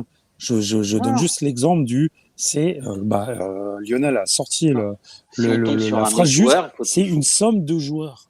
C'est une somme de joueurs. Et comme tu dis, en fait, c'est une somme d'individualité, en fait. En fait, le problème, c'est l'entraîneur. Le problème, c'est l'entraîneur qui ne met pas les joueurs dans les bonnes conditions. En fait, il n'y a aucun joueur qui joue à son vrai poste. Locatelli est mal positionné. Ça va être pareil pour Di Maria. On va peut-être le mettre dans une attaque. Bremer. Je sais pas. En fait, j'ai l'impression. Bremer, voilà, tu as raison. Mais en fait, le problème, et pourtant, vous savez, moi, je l'ai souvent défendu, Allegri, mais aujourd'hui, le problème, en fait, il est flagrant. En fait. Le problème, c'est Allegri qui ne sait plus. En fait, il veut à son schéma et pas le contraire. Alors, il devrait adapter son schéma aux joueurs qu'il a à disposition. Pour moi, c'est ça. Mais c'est ça un entraîneur à la base. Comme avait fait Conte. Au début, en fait, il s'est dit, vas-y, pour faire rentrer Vidal, je vais mettre un 3-5-2. Bah ouais. Là, en fait, moi, je vais vous dire, moi qui adorais Allegri, parce que je me rappelle de son match contre Dortmund, des matchs où il avait une lecture des matchs, mais franchement, qui me faisait rêver. Mais là, c'est plus le même. Là, je vois le Allegri de sa dernière saison à la Juve, des 6 derniers mois, quand il est parti, en fait, il est encore plus cramé que quand il est parti, en fait, j'ai l'impression. Mais je te dis que ça fait plus de 5 ans où on n'a pas vu une vraie Juve avec Allegri qui dominait son sujet. Parce que la dernière année et demie, je l'insultais. Mais même, on va dire 1 an et demi avant qu'il parte, c'est pas bon. Ouais. Il y a les 2 ans entre Sarri et Pirlo, ça fait 3 ans et demi, plus de nouveau Allegri. Donc ça va faire bientôt 5 ans où on n'a pas vu une Juve maîtriser son sujet à 200% pendant plus de 2 matchs ou 3 matchs d'affilée. Ouais. Et en 5 ans, le football, comme dirait Mbappé, le football, il a changé. Ouais. Donc, et Allegri, lui, s'est pas remis en question. Les grands entraîneurs changent et suivent le football pour progresser. Allegri, lui, reste dans sa mentalité de Catenaccio des années 80. Sauf qu'en Italie, ça ne se joue plus comme ça. Et pour gagner en Europe, on ne peut plus jouer comme ça aussi. Donc, il va falloir changer. Soit il change de mentalité, soit il faudra changer d'entraîneur à un moment donné.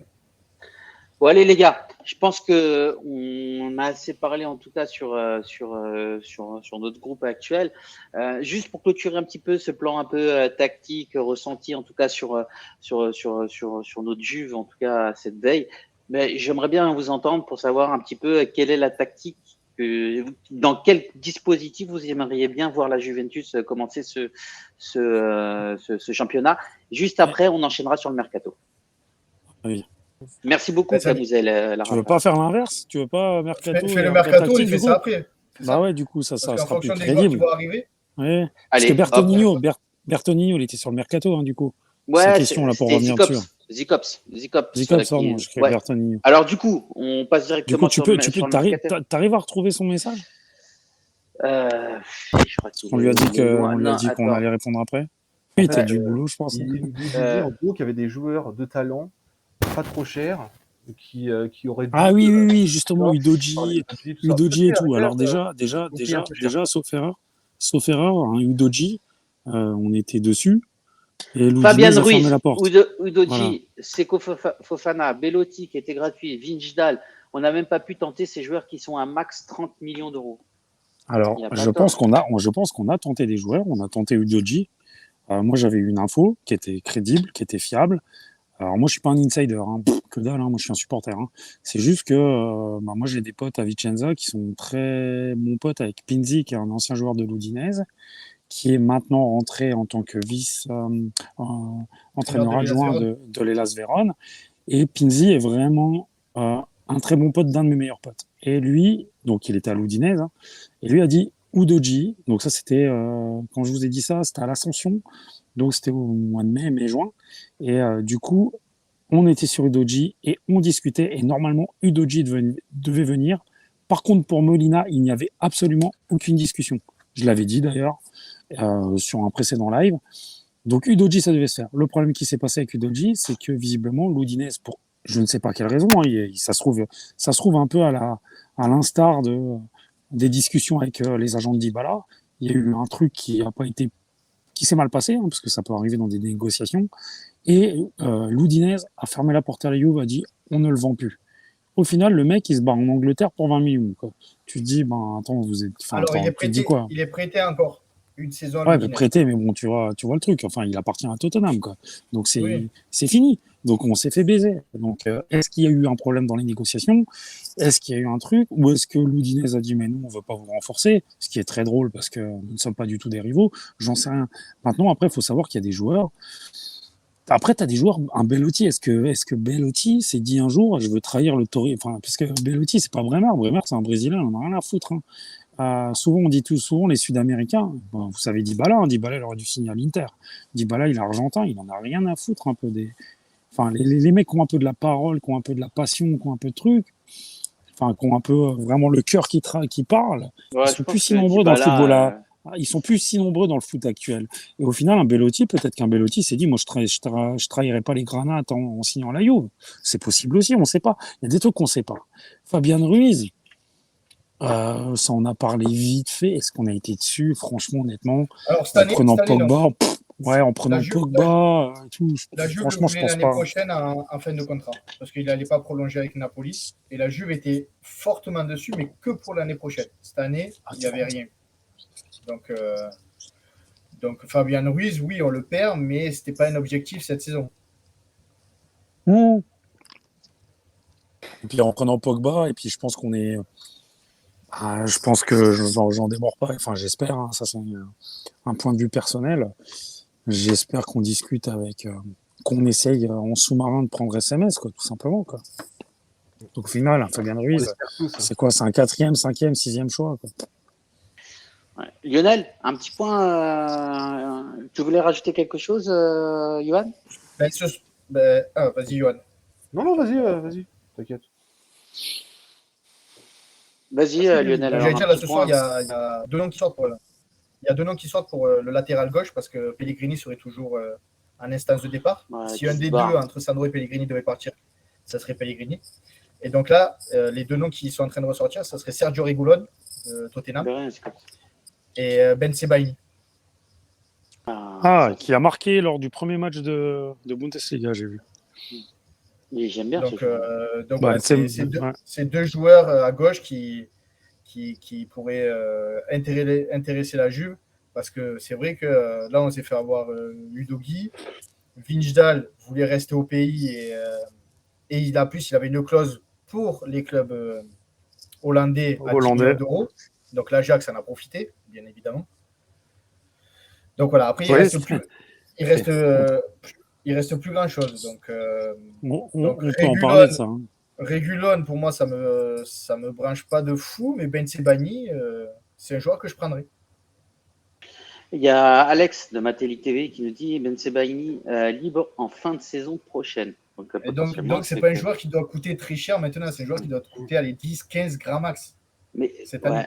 Mais du coup, le gros coup, c'est qui? Puisqu'on devait faire, enfin, à chaque fois, on disait il va y avoir un gros coup. Ce qui fuitait, c'est que la Juve allait faire. Le gros coup, c'est soit un gros milieu, soit SMS, soit Zaniolo, qui arrivera en fin de mercato. Voilà, c'est les deux joueurs qui pourraient être gros coups. Ouais. Moi, Zaniolo, il communique un peu trop en sens AS Roma, je trouve, pour partir. Je pense que, Zaniolo, c'est pas la plus grande des cervelles. Hein. Il est dans la lignée des Totti.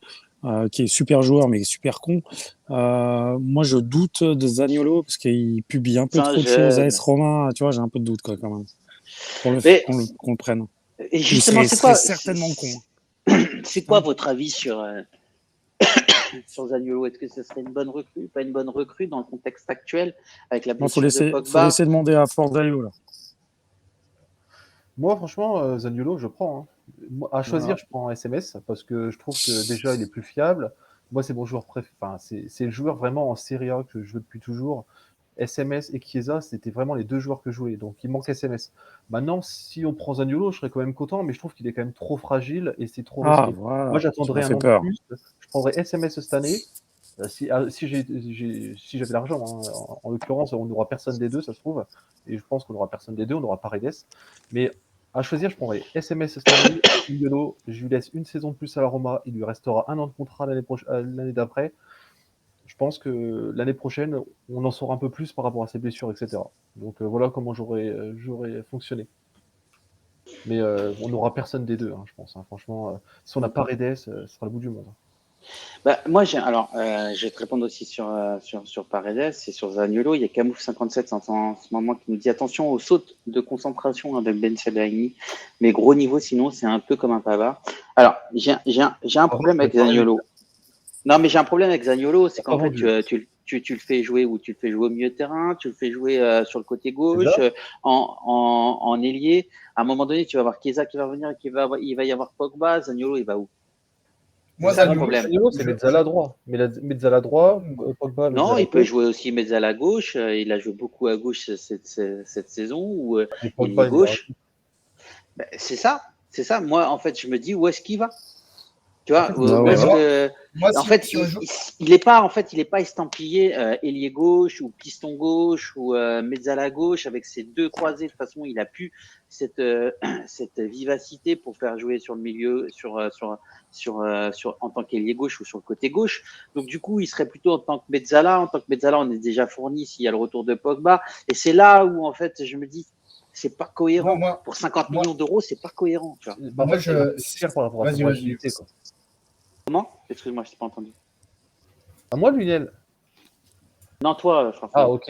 Alors, en fait, moi, Zaniolo, je pense tu peux le bloquer en mezzala droit et je pense qu'il aurait vraiment la possibilité de titulaire en puissance. Maintenant, quand tu as Pogba déjà, qui est toujours blessé, tu peux pas te permettre de prendre un autre joueur fragile. C'est ça le truc. Donc, pour moi, c'est pas le problème, c'est pas son talent, c'est ses genoux, quoi. Mais après, moi, en fait, je pense que c'est un contexte global, tu vois. C'est en fonction de. On n'a pas des joueurs qui sont fiables, qui sont déjà blessés. Il a pas il est cher. Il n'a pas de poste bien prédéfini parce qu'il peut jouer tout sur le côté gauche, etc. Il peut jouer aussi apparemment en mezzala droite. Il l'avait pas imaginé, mais pourquoi pas. Et en fait, c'est par rapport à ça qui fait qu'au final, ça va être quoi? Un espèce de Padoïne, si on n'arrive pas à le fixer sur un poste. Tu vois, peut-être que ce joueur-là, il va pas monter ce gap, pas faire ce saut de qualité pour devenir un fort classe. Et potentiellement, à 50 millions, ça fait mal financièrement. Zaniolo, tu le prends pas pour qu'il soit remplaçant, qu'il soit un joker, en fait. Zaniolo, tu le prends pour qu'il soit. Bah, c'est bien ça le problème. Pour moi, à la limite, je le mettrais en soutien de l'attaquant. Mais du coup, ça te modifie tout le système tactique. Donc, franchement, ça revient toujours au même. Est-ce qu'on a une vraie stratégie d'ensemble ou est-ce qu'on n'en a pas? Et pour moi, on n'en a pas. Exactement. Et pour moi, on n'en a pas. À ce niveau-là, je préfère prendre directement un SMS et prendre 10 millions de plus et le prendre directement. Tu sais que le mec, il va venir jouer. Clairement. Il va traiter tous les problèmes. C'est clair. Et même s'il y a quelques mois en arrière, je vous ai dit quoi? Rappelez-vous, pour ceux qui ont de la mémoire, j'ai dit SMS, tout le monde s'enflamme. Attention, SMS, il a quoi comme expérience internationale, on va dire? Il a jamais joué la C1. Le mec, il moisit à la Lazio. Mais bon, c'est top milieu de Serie A. C'est un mec qui connaît par cœur le championnat, qui est fort de la tête, qui est tout bon. Mais dans tous les cas, je prends toute la vie SMS. Et c'est Zaniolo, je le laisse où il est. C'est tout. Parce dans le contexte actuel. Non, mais dans le contexte actuel. Si on avait une stratégie d'ensemble qui était lisible, qui était forte, avec un entraîneur qui sait où il va, avec un board qui sait. Les mecs, ils tâtonnent, les gars, mais tout simplement, regardez le mercato qu'on fait. On fait un mercato d'opportunité. J'ai l'impression que ça fait des années qu'on dit ça. Mais cette année, c'est totalement ça. À part Kostic, Bremer, Di Maria, c'est des remplaçants un petit peu. Di Maria, pour moi, c'est de l'opportunité. Bremer, on a pris le meilleur. Bravo à eux de l'avoir pris, attention. Mais il n'y a que Kostic, pour moi, qui est une trouvaille. On se comprend, c'est un mec, il était bon, mais c'est une trouvaille. Pour le reste, on tâtonne, les gars, c'est tout. Lionel, merci Chris, mais c'est vrai, tu as tout à fait raison, c'est exactement ça. Lionel, rapidement, est-ce que tu peux nous faire un petit tour d'horizon? Il y a Paredes également, on peut peut-être donner notre avis. Il y a Paredes, voilà, ça négocie. La Juve aimerait donner que 15 millions max et avec un prêt, pas donner directement, pas faire un transfert direct. Et PSG en demande 20-25. Donc ça négocie encore. Le PSG veut s'en séparer, la Juve veut le récupérer, donc ça tout porte à croire que ça devrait se faire. Alors sur Paredes, moi les amis, vous savez que je regarde pas mal Paris et j'aime beaucoup Paris, c'est mon défaut. Je suis désolé les amis, mais ça c'est depuis parisien, les années. Côté, Ouais, mais c'est depuis les années fin des années 80. Moi, mon défaut, c'est d'être messin, tu vois. T'imagines toi la différence entre toi et moi? Heureusement. On a perdu à Caen hier, tu vois la différence de niveau. Ouais, on a fini 2 fois 17e. Mais bon, alors pour Paredes, en fait, tout simplement, moi je trouve que ça peut être un bon joueur quand il est quand même titulaire en Argentine. Je veux dire, c'est un pion important de l'équipe d'Argentine. Sur le PSG, c'est qu'il va faire des super matchs. Il a une expérience de la C1, il va faire des super matchs en C1 et derrière, il va t'enchaîner 3 matchs catastrophiques où il est fantomatique. Et c'est ça le problème avec lui. Ouais. Et en fait, il a besoin d'avoir de la continuité, la confiance du coach, il doit avoir une vie saine, etc. Peut-être pas forcément ce qu'il a à Paris. Et je pense, sincèrement, que c'est un pari. Mais de toute façon, si on a Rabiot qui part pour 17 millions et on récupère lui pour 15 millions, j'ai envie de te dire, on est toujours dans du remplacement et on fait pas encore augmenter la compétitivité de l'équipe. Excuse-moi, Forfait. Mais le problème, c'est qu'on fait que des paris, tu vois. Si le pari, c'était que lui. Mais là, le truc, c'est que là, il nous faut une certitude. Il faut arrêter avec les paris. Là, on a besoin de certitude, aussi bien en défense qu'au milieu. En attaque, ça va le faire avec ce qu'on a. Il nous faut juste un attaquant remplaçant. Mais tu sais, SMS, c'est une valeur sûre du championnat. Il se blesse très rarement. Je n'ai pas vérifié, mais il me semble qu'il se blesse quasiment jamais. Et meilleure alternative possible à Pogba. Il est ultra complémentaire à Pogba et Locatelli. Imagine les 3 ensemble, ce serait magique, franchement. Franchement, je vais vous dire, vous allez me détester, les gars. Et celui que je voudrais, parce que je le déteste ce joueur, mais je trouve qu'en fait, dans un milieu de terrain, il fait trop du bien. Pajot. Je suis sûr que tu vas dire Pajot. Mais non. Pajot Dancy. Non, mais je vais vous le dire, je crois que vous allez me virer de Tutti ou Brozovic. Franchement, c'est un chien. Non, mais t'es fou, c'est le meilleur. Voilà. Mais c'est un littériste. Ça peut être un intériste, c'est le meilleur. Franchement, le mec, il est fort. Mais même psychologiquement, en fait. Tu sais comment je crois qu'il est sous-coté en vrai. En Europe et tout, il est sous-coté. Je comprends pas qu'il n'y ait pas des clubs qui essaient de l'arracher. Putain, mais franchement, il est sous-coté. Très valeur sûre. Tu prends lui et SMS, il est fort. Un milieu de ouf. SMS, Brozovic. Pogba. Bon, après, honnêtement, yo.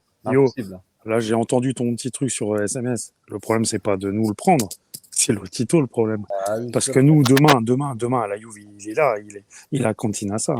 Le problème, c'est que c'est Lotito. C'est pas le problème, c'est pas nous. Nous, on le veut.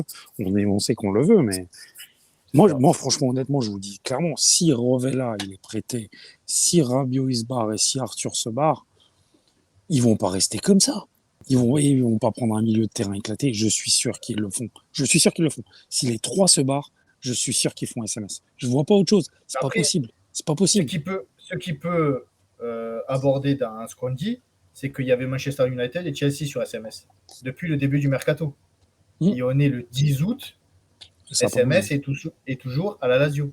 Alors si ces deux clubs le voulaient vraiment, ils auraient lâché les 60-70 millions directs.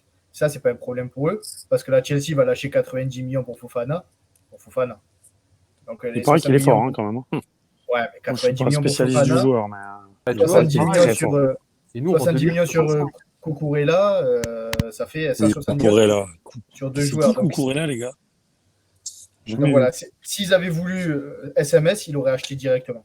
Donc je me dis que soit il va rester, ou soit SMS lui-même veut la Juve et attend que la Juve fasse quelque chose.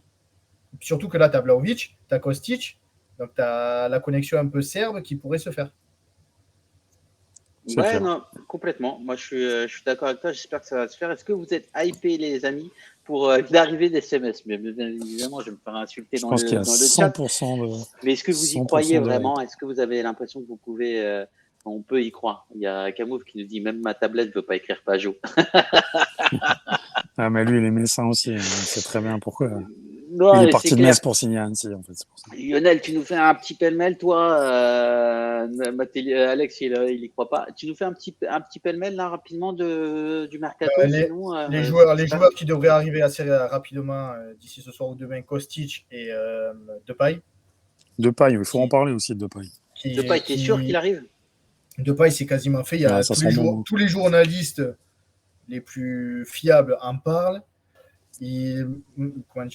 Barcelone, pour pouvoir inscrire des joueurs sur la liste en Liga, doit dégraisser. Et donc, Depay fait partie de ces joueurs que le Barça veut dégraisser et le font partir librement. Donc, Depay, pour moi, gratuitement, avec un salaire raisonnable, on parle de 5 millions par an, ce qui correspond au salaire de Morata, en fait.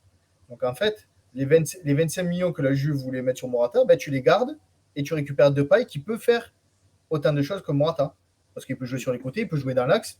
Pour moi, c'est un joueur qui est super utile. À voir après si mentalement, il ne va pas nous faire une kill aussi. Mais pour moi, Depay, c'est une super... ça peut être une super... Franchement, non. Moi, je pense pas. Parce qu'à chaque fois que Depay, en fait, où est-ce qu'il a joué? Quand il jouait à Manchester United, en fait, il a été un peu performant, mais il était très jeune. Quand il était à Lyon, en fait, ça a été un vrai capitaine d'équipe et il a mené l'équipe de Lyon. Il s'est pété les croisés, il est revenu encore plus fort. Au Barcelone, j'ai pas trouvé qu'en fait il était hyper dégueulasse. Si Xavi il en veut pas, etc. Mais c'est pas un mauvais. Il peut jouer à droite. Non, il peut jouer à droite et rentrer sur son pied gauche et franchement c'est intéressant. Il a du volume de jeu techniquement et en plus sur les coups francs c'est quelque chose. Donc franchement, moi je pense que c'est une bonne recrue de Baye aujourd'hui. On prend tous les jours. Moi je suis pas fan, je suis pas fan, mais c'est vrai que c'est son ego qui pose un peu problème. Ouais, après, moi non, mais après pour parler de football, Depay c'est un joueur de possession de balle. Le truc c'est est-ce qu'on va avoir la possession de balle? On va attendre, c'est toujours pareil, on va attendre la fin du mercato, faut attendre le 31 août. Mais à partir de ce moment-là, on aura une idée évidemment de l'équipe qu'on a. Si tout d'un coup, comme on le dit avant, enfin comme on le dit, comme on l'espère, comme on le souhaite, comme on rêve, tout d'un coup, tu as un SMS qui arrive après le départ des trois autres cités, et effectivement, tu commences à avoir une équipe un peu plus lourde, avec Kostic et tout, tu as une équipe qui peut être offensive et tout. Alors, offensif et Allegri, ça va pas ensemble, mais bon, bref. Et tu te dis, si tu as un Depay, ok, le problème c'est qu'un Depay dans une équipe qui n'a pas le ballon, il te sert à rien. Donc j'attends de voir. C'est pour ça. J'ai toujours parlé de stratégie. Moi, j'en reviens toujours au même. Je suis rabat-joie, mais j'en reviens toujours à la stratégie. Depay dans une équipe de contre-attaque, ça va pas être ouf. Bon, moi, je prends quand même. Franchement, c'est oui, non, mais bien sûr. On ne parle pas d'un tocard non plus. Mais moi, clairement, je veux pas d'un retour de Morata parce qu'on passerait pour des pitres. Pourquoi? Pas de Morata en lui-même. J'ai rien contre lui, le mec. C'est un Espagnol, mais le mec, je pense qu'il a vraiment le cœur juventine. C'est pas ça le sujet. Le truc qu'il y a, c'est que Morata, on l'avait. On savait très bien les chiffres avec l'Atlético. Pourquoi on l'a pas fait?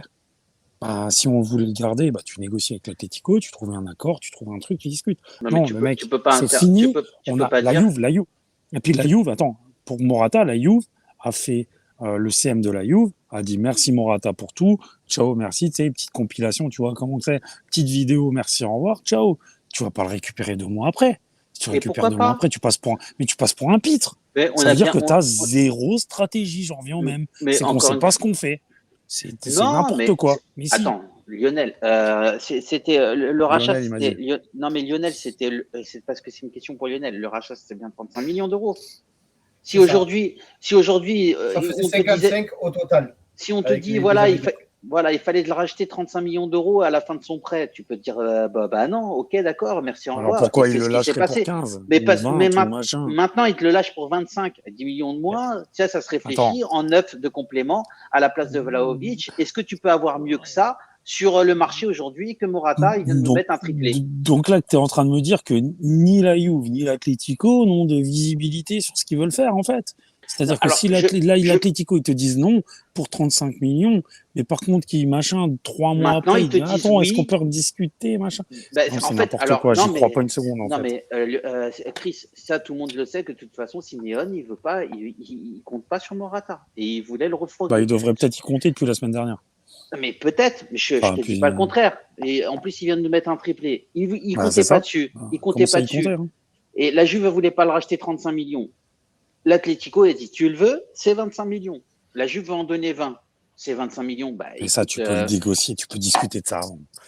Là, on n'est pas en train de parler d'une différence de 40 millions et que tout d'un coup, il y a un truc où l'Atlético, ils ont déniché la pépite moi, ma des question, pépites et que tout d'un mais coup, non, bien j'y crois pas une sûr, seconde. mais bien sûr, Jamais. mais en même temps, moi, je te pose une question. À 25 millions d'euros, où est-ce que tu as un neuf du niveau de Morata sur le marché aujourd'hui? Bah, Tu moi, préfères Morata, aller acheter. il m'a pas envoyé du Tu, lourd, hein, sur ces 2 dernières saisons. Eh ben, sur la deuxième partie de saison, quand il y a l'arrivée de Vlahovic, il est au niveau. Là, aujourd'hui, Il est au niveau 3 matchs, comme d'habitude, comme il a fait avec Non, il n'est pas au CR7 niveau ou 3 machin. matchs. On l'a vu. On l'a vu. Non, mais il n'était pas, au niveau 3 matchs. En fait, sur la première saison, enfin, sur la première partie de saison, il a joué en 9. C'était pas son poste. À partir du moment où il y a Vlahovic qui arrive et qui joue un peu plus bas et qui tourne autour de lui, il te fait des matchs incroyables, il te met des passes décisives, etc. À la fin de saison, on te dit 35 millions, c'est trop. Bah oui, d'accord, c'est trop. Maintenant, 25 millions, dis-moi, est-ce que tu peux avoir un autre 9 à 25 millions C'est pas 25 millions parce qu'on a déjà lâché 20 millions pour lui, donc c'est 45 millions. Donc, mais peut-être, mais ça c'était un prêt. Maintenant, le deal, il est différent. C'est 25 millions, tu veux un joueur, c'est 25 millions. Moi, je te dis, Morata, c'est plus le même sur les 2 dernières saisons. C'est un mec qui est dépressif, enfin, j'exagère, mais c'est un mec qui a l'affect, qui est comme ça. Le problème, c'est que ça veut dire quoi? On va revenir sur la même attaque que l'année dernière. C'est-à-dire que t'as Keane, donc on en parle de Keane, hein, le mec qui n'a pas été convoqué contre l'Atlético parce qu'il arrive en retard, encore une fois. Keane, c'est tout sauf un professionnel. Tu vas reprendre un Morata qui est comme ça, qui est de loin pas fiable. Mais j'ai rien contre lui, attention. Hein, il m'a fait vibrer contre City, machin. C'est un joueur qui fait pas de vagues. Je pense que c'est un supporter c'est un mec qui pour bon bah voilà, ok, il est une italienne, mais qui a le cœur juventien. Je dis pas le contraire. Maintenant, je suis désolé, il n'y a aucune fiabilité là-dedans. Alors, je sais ce que tu vas me répondre. Donc on prend qui? On prend qui gratuitement. Voilà. Donc voilà. Mais Depay, c'est pas un 9. Mais Depay, c'est pas un 9. Depay, il peut jouer 10, il peut jouer sur le côté. Il peut jouer 9,5. Il jouera 9,5. Avec les Pays-Bas, Coman, il le mettait dans l'axe et ça marchait fort. Hein. Il marque. Ouais, c'est vrai. Non, c'est vrai, en 9,5, c'est vrai. Donc moi, je suis désolé, Morata, si on avait négocié, je sais pas, je te dis une connerie, en mars, avril, c'est bon, permanence et tout, ils seraient arrangés entre les clubs, ils font leur histoire. Moi, ça me gênait pas. Mais là, moi, ce qui me gêne, c'est que la Juve, en plus, a communiqué genre, merci, au revoir, pour au final te dire, finalement, on revient parce qu'on est à chier et on n'a rien trouvé. Ça me gêne. Et ça, c'est tout moi, en fait, c'est ça, c'est un peu la conclusion globale que j'ai envie de te faire actuellement. Hein. Ça peut changer dans les 3 prochaines semaines. C'est que j'ai l'impression qu'on ne sait pas où on va et qu'on navigue à vue, qu'on est dans le flou complet et qu'on ne sait pas ce qu'on fait. Donc j'attends. Si tout d'un coup, on ne sait pas, un miracle, hein, tout d'un coup, on prend en arrière gauche, on prend un Milinkovic-Savic, voilà, Depay risque d'arriver, on te prend 2-3 gars comme ça, et puis tout en dégraissant, en se séparant de nos amis les indésirables. Et ben là, je te reverrai mon discours, hein, évidemment. Là. Comme je dis, on est le 9 août, je parle au 9 août. À voir. Parce que au départ, c'est ça que je voulais dire au tout début avant le live, c'est que les arrivées très rapidement de Di Maria et Pogba, elles ont hypé quand même pas mal de monde. Quand même moi, Di Maria, voilà, j'en ai parlé tout à l'heure. Mais ça a tout d'un coup été, oh, ça commence bien, avec les départs, les trucs. On s'est dit, attention, il se passe un truc. Sauf qu'en fait, ça fait flop en ce moment avec la blessure de Pogba et que je ne sais pas où on va. Kostic, c'est très bien, mais on a tellement de chantiers à certains postes que là, pour le moment, je suis pas sûr qu'on joue les 4 premières places. Actuellement, au jour d'aujourd'hui, je suis pas sûr qu'on joue les 4 premières places. Peut-être. Un avis, Forzaio, Lionel? Je suis d'accord. Et après, pour revenir sur Depay aussi, il y a un très bon tireur de coups de pied arrêtés. Que ce soit coup franc, corner. Et ça nous manque depuis le départ de Dybala. On n'a plus de joueurs capables de marquer un coup franc et de tirer très bien les corners. Et Depay l'est. Donc pour moi, Depay, ça peut être une bonne recrue, surtout sur 2 ans. Donc il peut profiter des clés Clichy sur son salaire. Donc son salaire serait de 7,5 brut et de 5 net. C'est pas énorme. C'est ce que toucherait en brut Rabiot. En net, Rabiot, pour le moment.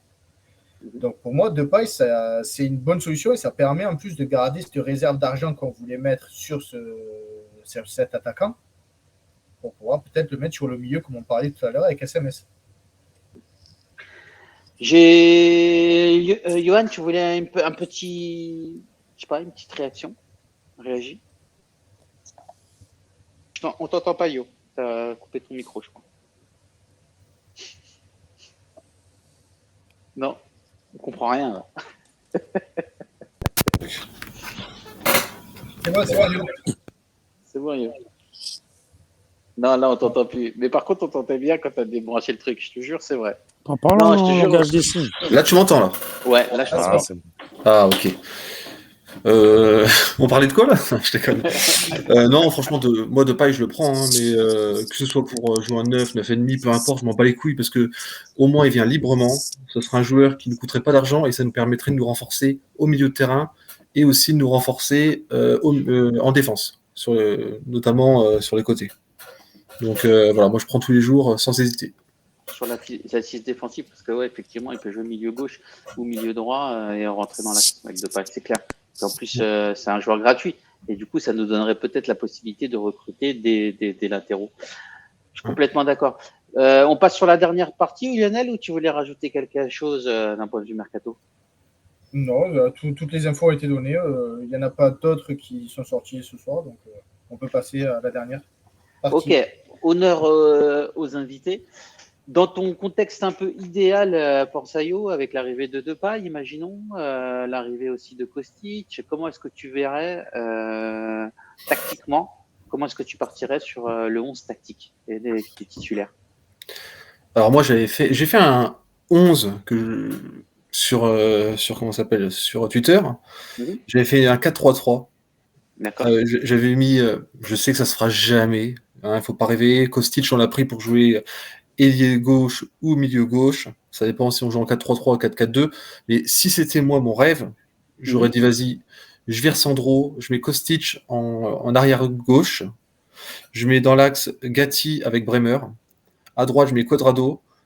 Dans le milieu, je mets Locatelli ou Fagioli en Regista. Je mets Pogba et Fagioli ou Locatelli, un des deux sur le côté. Enfin, les deux, je jouerai avec ces trois-là. Et devant, Di Maria à droite, à gauche, Chiesa, et devant, Vlahovic. Voilà. Dites-nous, vous, comment est-ce que vous verrez? Est-ce que vous voyez un 3-4-3-3, un 3-5-2? C'est intéressant. Tu verrais un Kostic arrière-gauche? C'est marrant. En fait, il n'est pas arrière-gauche, mais vu que nos arrière-gauches puent la merde, je me dis, de toute façon, il ne pourra pas faire pire. Et, il serait comme un Trent Alexander-Arnold de son côté, quoi. Il est nul du côté défensif, mais sur le côté offensif, c'est beau. Ça sera peut-être du gaspillage. On le prendrait pas pour ce qu'il est. On le prendrait pas pour ce qu'il est. Exactement. Ouais, non, mais t'as raison. Là-dessus, en fait, l'idéal, ce serait vraiment de de reprendre un vrai latéral gauche pour pouvoir jouer en 4-3-3 et lui le mettre en backup de Chiesa. Mais tu sais qu'actuellement, je crois qu'il n'y a plus de nom en fait. Je sais pas qui on pourrait prendre Franchement, je sais pas non en plus. latéral gauche là. Par contre, là, j'ai plus de solution moi perso. Il y a Marseille qui ont pris Tavares. Putain, le mec, il a des changements si. de direction, c'est un truc de ouf. Si, il y a Michele de Team Serie A qui disait Stupinian de Villarreal. Mais je le connais pas assez. Il paraît qu'il nous a mangé. Il m'a dit regarde de nouveau le match Villarreal, enfin Villarreal. J'ai dit mais t'es fou quoi. Sur la première mi-temps, il est. Tu veux que je meure? J'ai dit t'es un ouf. Sur la première mi-temps, il a été incroyable le joueur. C'est vrai. Et il est hyper cardio. Il a une explosivité de dingue. Comment est-ce que tu verrais toi? Ouais, exact. Ah ouais, il était bon. Il avait blessé McKennie, c'est lui qui a McKennie. McKennie, putain, j'en peux plus, j'ai envie qu'il se barre. Moi, personnellement, j'en ai marre de ce joueur. Excuse-moi, vas-y, Chris. Moi, je te dirais ça dans 22 jours. Hein. Moi, j'arrive pas à te faire une équipe tactique à partir du moment où le mercato est pas terminé. Moi, tout ce que je peux te dire, c'est que comme toi, tu dis McKennie, tu veux plus le voir. Moi, je veux plus voir Alexandro, je veux plus voir le 19, je veux plus voir Danilo, je veux plus voir. En fait, moi, je vous avais prévenu avant, sans le connaître spécialement, que Zakaria, ça allait pas être ouf. C'est pas ouf. Rabiot, voilà, on sait très bien que chez nous, ça va pas. Moi, en fait, j'ai l'impression qu'on a la moitié de l'équipe qui doit dégager. Donc, actuellement, faire une équipe tactique là-dessus, c'est pas facile. Mais je pense qu'il faut vraiment, il reste trop. Et on est le 9 août. Il nous reste donc 22 jours de mercato. Donc, je pense qu'il faut attendre actuellement avant de se prononcer vraiment parce que va y avoir trop de changements, quoi, en fait, là. Ça va bouger. Ça va pas bouger partout, malheureusement, hein. Je pense qu'on est mort, hein. Bonucci, on va l'avoir. Alors, par contre, si je peux me prononcer là-dessus, moi, je veux que Bonucci dégage de ce putain de 11 titulaire et je veux qu'on essaye un Bremer Gatti. Parce que Gatti, alors, je suis honnête, hein, j'ai pas vu les matchs amicaux, mais de ce que tous ceux qui ont vu les matchs amicaux, dont toi, Titou, c'est un peu le seul point positif, on va dire. Le seul point positif, on va dire, défensif, hein, je parle. Derrière, avec Bremer, qui paraît qu'à part intermittence, un peu sauver les meubles, à part contre l'Atlético, le pauvre. Même si s'est fait manger, j'ai vu par Morata. Mais moi, Bonucci, les gars, Bonucci. De toute façon, déjà, Bonucci, les gars. Bonucci, putain, les gars, le mec, il a. Pas mal, Reda. Le mec, les gars, Bonucci, les gars, il est parti au Milan, il est revenu chez nous, il nous a chié dessus. Mais rien que pour ça, on peut pas avoir un minimum de respect pour ce gars. Donc, en tant que supporter, on doit espérer qu'il dégage. C'est pas faux. Un truc hyper intéressant, en tout cas, il y a Redaf qui nous dit 3-4-3 avec le 19 Bremer Gatti, Kostic, Pogba, Locatelli, Cuadrado et les trois devant. Moi, je pense que sincèrement, je vais te laisser parler. Enfin, j'aime bien en fait la défense à 3. Lionel. Mais moi, j'allais dire avec les joueurs que l'on a en ce moment à disposition avec l'arrivée de Kostic et de Depay, le 4-3-3 me paraît compliqué parce qu'on a une défense qui est trop faible. Les latéraux et les défenses centrales, c'est pas bon. Donc, c'est vrai que moi, je partirais sur alors 3-4-3, ça peut être pas mal, mais le 3-5-2, ça serait pour moi, je trouverais encore mieux pour justement la phase défensive. Comme ça, on serait beaucoup plus nombreux pour défendre. Donc le problème, c'est qu'en 3-5-2 en Europe, on fait rien. C'est pas vrai. Chelsea, ils ont gagné. Ouais, voilà, c'est le dernier exemple. Et sinon, tu avais Dortmund. Peut-être, mais Dortmund en 97, là. Non, mais de plus en plus, les équipes qui passent en 3-5-2, tu peux regarder. Ça devient de plus en plus flagrant. Par exemple, le PSG, mais en fait, tu as des équipes qui ont les mecs, ils ont des latéraux de malades mentaux aussi. C'est vrai, mais regarde, aujourd'hui, si tu passes en défenseur de. Mais non, si tu passes en 3-4-3, aujourd'hui, tu as une défense centrale qui tient la route. Alors, certes, on n'a personne sur le banc, mais tu as un Danilo, tu as un Bremer et tu as un Gatti. Sur les latéraux, tu as deux pistons qui seraient Kostic, qui a du volume de jeu et qui peut jouer à gauche. Et après, à droite, tu aurais potentiellement un Cuadrado. C'est pas le meilleur, je te l'accorde. Milieu de terrain, tu peux avoir ton Locatelli, ton Zakaria et ton Pogba. S'il arrive un gros SMS, ça tient la route, ça peut encore mieux tenir la route. Et devant, tu peux avoir ton Chiesa ou ton Vlahovic, ou alors typiquement ton Depay et ton Vlahovic en attendant. Et là, pour le coup, tu as une équipe qui est compétitive. Plus soit, j'entends tout à fait ce que tu dis, mais ça fait beaucoup trop de si, quoi, tu vois. C'est-à-dire que on a les joueurs. Déjà. Oui, mais le problème déjà, c'est qu'on n'a pas le staff technique et physique pour ça. Dès qu'on arrive sur en phase finale ou au mois de mai, on est éclaté au sol, physiquement déjà. Donc, déjà, il faut espérer qu'on n'ait pas de blessure. Il faut espérer qu'on ait un SMS. Il faut espérer que tout le monde arrive à pleine possession de ses moyens. Franchement, j'y crois pas une seconde. Mais je comprends totalement ce que tu fais et ce que En tu fait, dis. je vais vous dire une chose. Et j'aimerais que, enfin, j'aimerais que tu aies raison toute la vie, mais pour moi, c'est trop utopique, quoi. Peut-être. Mais En fait, il y a une chose qui est plus importante. Vas-y, Yo. Non, mais en fait, il fait J'ai des fini, fous. j'ai En fini. fait, il fait genre, il s'arrête, mais il reprend, tu vois. Ouais. Ouais, mais c'est Non, ça. mais ok. C'est parce En que fait, le dès que plus je vois que tu veux important, parler, en j'entends. vrai, c'est pas. Ouais, je vois ça. Et là, tu commences à me casser les Quoi, couilles. quoi? Je plaisante, mon pote. Ouais, alors ce que je voulais dire, moi, c'est le plus important en vrai, c'est pas la compo, c'est l'animation en fait. Si on peut jouer en 4-3-3, 5, enfin peu importe, on s'en bat les couilles en fait. S'il n'y a pas d'animation, on va jouer comme des merdes, comme on a fait depuis un an, quoi. Pourquoi tu rigoles? Tu m'entends Non, pas? je rigole parce que si, je rigole parce qu'il y a Blukta qui dit au même moment, qui dit et qui va dans ton sens et il dit pas besoin d'arriver au mois de mai, déjà arrivé aux 30 derniers mètres et les joueurs ne savent pas quoi faire. Ils sont perdus offensivement, c'est le néant. Mais c'est ça. Quand tu vois les vidéos des entraînements de la Juve là, depuis la reprise, tu vois, c'est des jeux de passe à 2 à l'heure, des mises en place à 2 à l'heure. Tu te dis, mais les mecs, il n'y a pas un moment donné où ça accélère un peu, où ça se fait mal physiquement. Bah. Moi, j'ai vu des vidéos de Tottenham. Les mecs, ils faisaient des courses. À la fin, ils étaient morts. Ils étaient tous presque à tomber dans les pommes. Nous, il faut des passes à 2 à l'heure. Même nous, 4, on pourrait tenir le rythme, sincèrement, quand tu vois les vidéos. Et tu vois, c'est pour ça. Mais c'est pour ça que quand on voit les premières vidéos Di Maria à la Continenza, il leur marche dessus à tous. À un moment donné, on a l'impression qu'ils jouaient face à des U12. Parce que, alors pas parce que Di Maria, Paris, attention à la Ligue 1, voilà. Mais faut pas dénigrer la Ligue 1, mais c'est pas ça que je veux dire. Mais c'est que tu te dis qu'au bout d'un moment, le mec, il arrive et il vient d'un club comme il vient du PSG, qui est un jeu très offensif, hein, qui est censé aussi être basé sur de la vitesse de ses attaquants. Et ben, le mec, il te les mange parce que nous, les mecs, ils sont en charentaise, les gars. Ils sont en charentaise à l'entraînement. Et ok, je veux bien, je sais que les joueurs, ils bossent, parce qu'ils bossent le physique et tout, mais je sais pas comment ils le bossent aujourd'hui. Mais je sais pas comment en 2022, enfin, ça fait quelques années, je sais pas comment ils bossent le physique, parce que les mecs, de toute façon, comme je disais, en mai, ils arrivent cramés, et ils n'abordent pas les matchs, on va dire, européens et les gros matchs comme il faut, quoi. Donc là, ça fait 4 ans que c'est n'importe quoi. Non, mais c'est vrai. Tu as tout à fait raison. En tout cas, on va se quitter sur ces bonnes paroles. Merci beaucoup, les amis. Ça fait déjà 1h30 de live et je pense que ça fait assez. Merci, Chris, de t'être rendu disponible. Merci, Forsayo, d'être venu. En tout cas, ça fait hyper plaisir de te avoir dans l'émission. Tu reviens quand tu veux, mon pote. Hein. C'est plaisir un peu de vous avoir aussi. Bah ouais, c'est clair. Tout à l'heure, je pleurais hors antenne quand j'ai revu mes potes. Franchement, ça faisait longtemps que je n'avais pas revu. Et j'étais trop content, en fait, d'être avec eux. Ça m'a fait extrêmement plaisir. Lionel, beau gosse, remets ta petite caméra, là, si tu peux.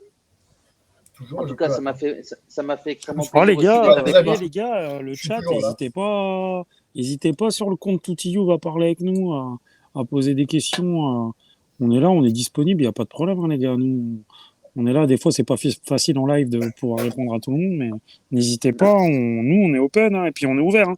Si vous pensez qu'on dit de la merde, n'hésitez pas, tout en étant poli, il n'y a pas de problème. Hein. Ouais, je te jure, si t'es poli avec moi, je resterai poli avec toi. Si vous êtes poli avec moi, il n'y a pas de problème. Après, si vous n'êtes pas poli, on peut se démarrer à tout moment devant la cour Vassou, il n'y a pas de problème, non, je rigole.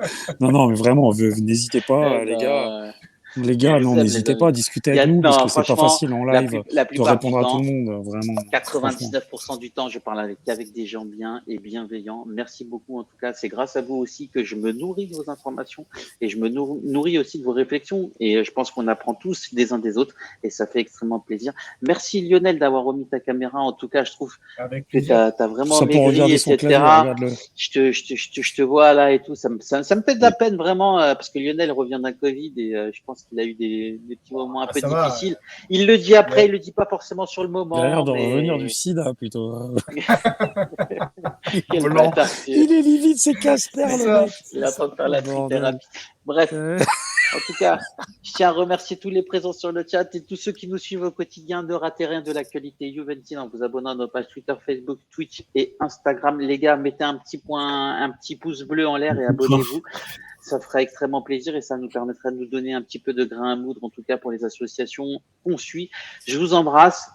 Je vous souhaite une bonne soirée et on se donne bientôt rendez-vous, en tout cas, pour de nouvelles aventures. Lundi, c'est le championnat, les gars. Lundi soir, lundi, c'est le championnat. On fera les débriefs, comme d'habitude. Et c'est reparti pour l'année. Il Sassuolo. Un abbraccio, ragazzi. Bonnes vacances à tutti. Ciao à tous. Bonnes vacances. Amusez-vous bien. Ciao, ragazzi. Ciao.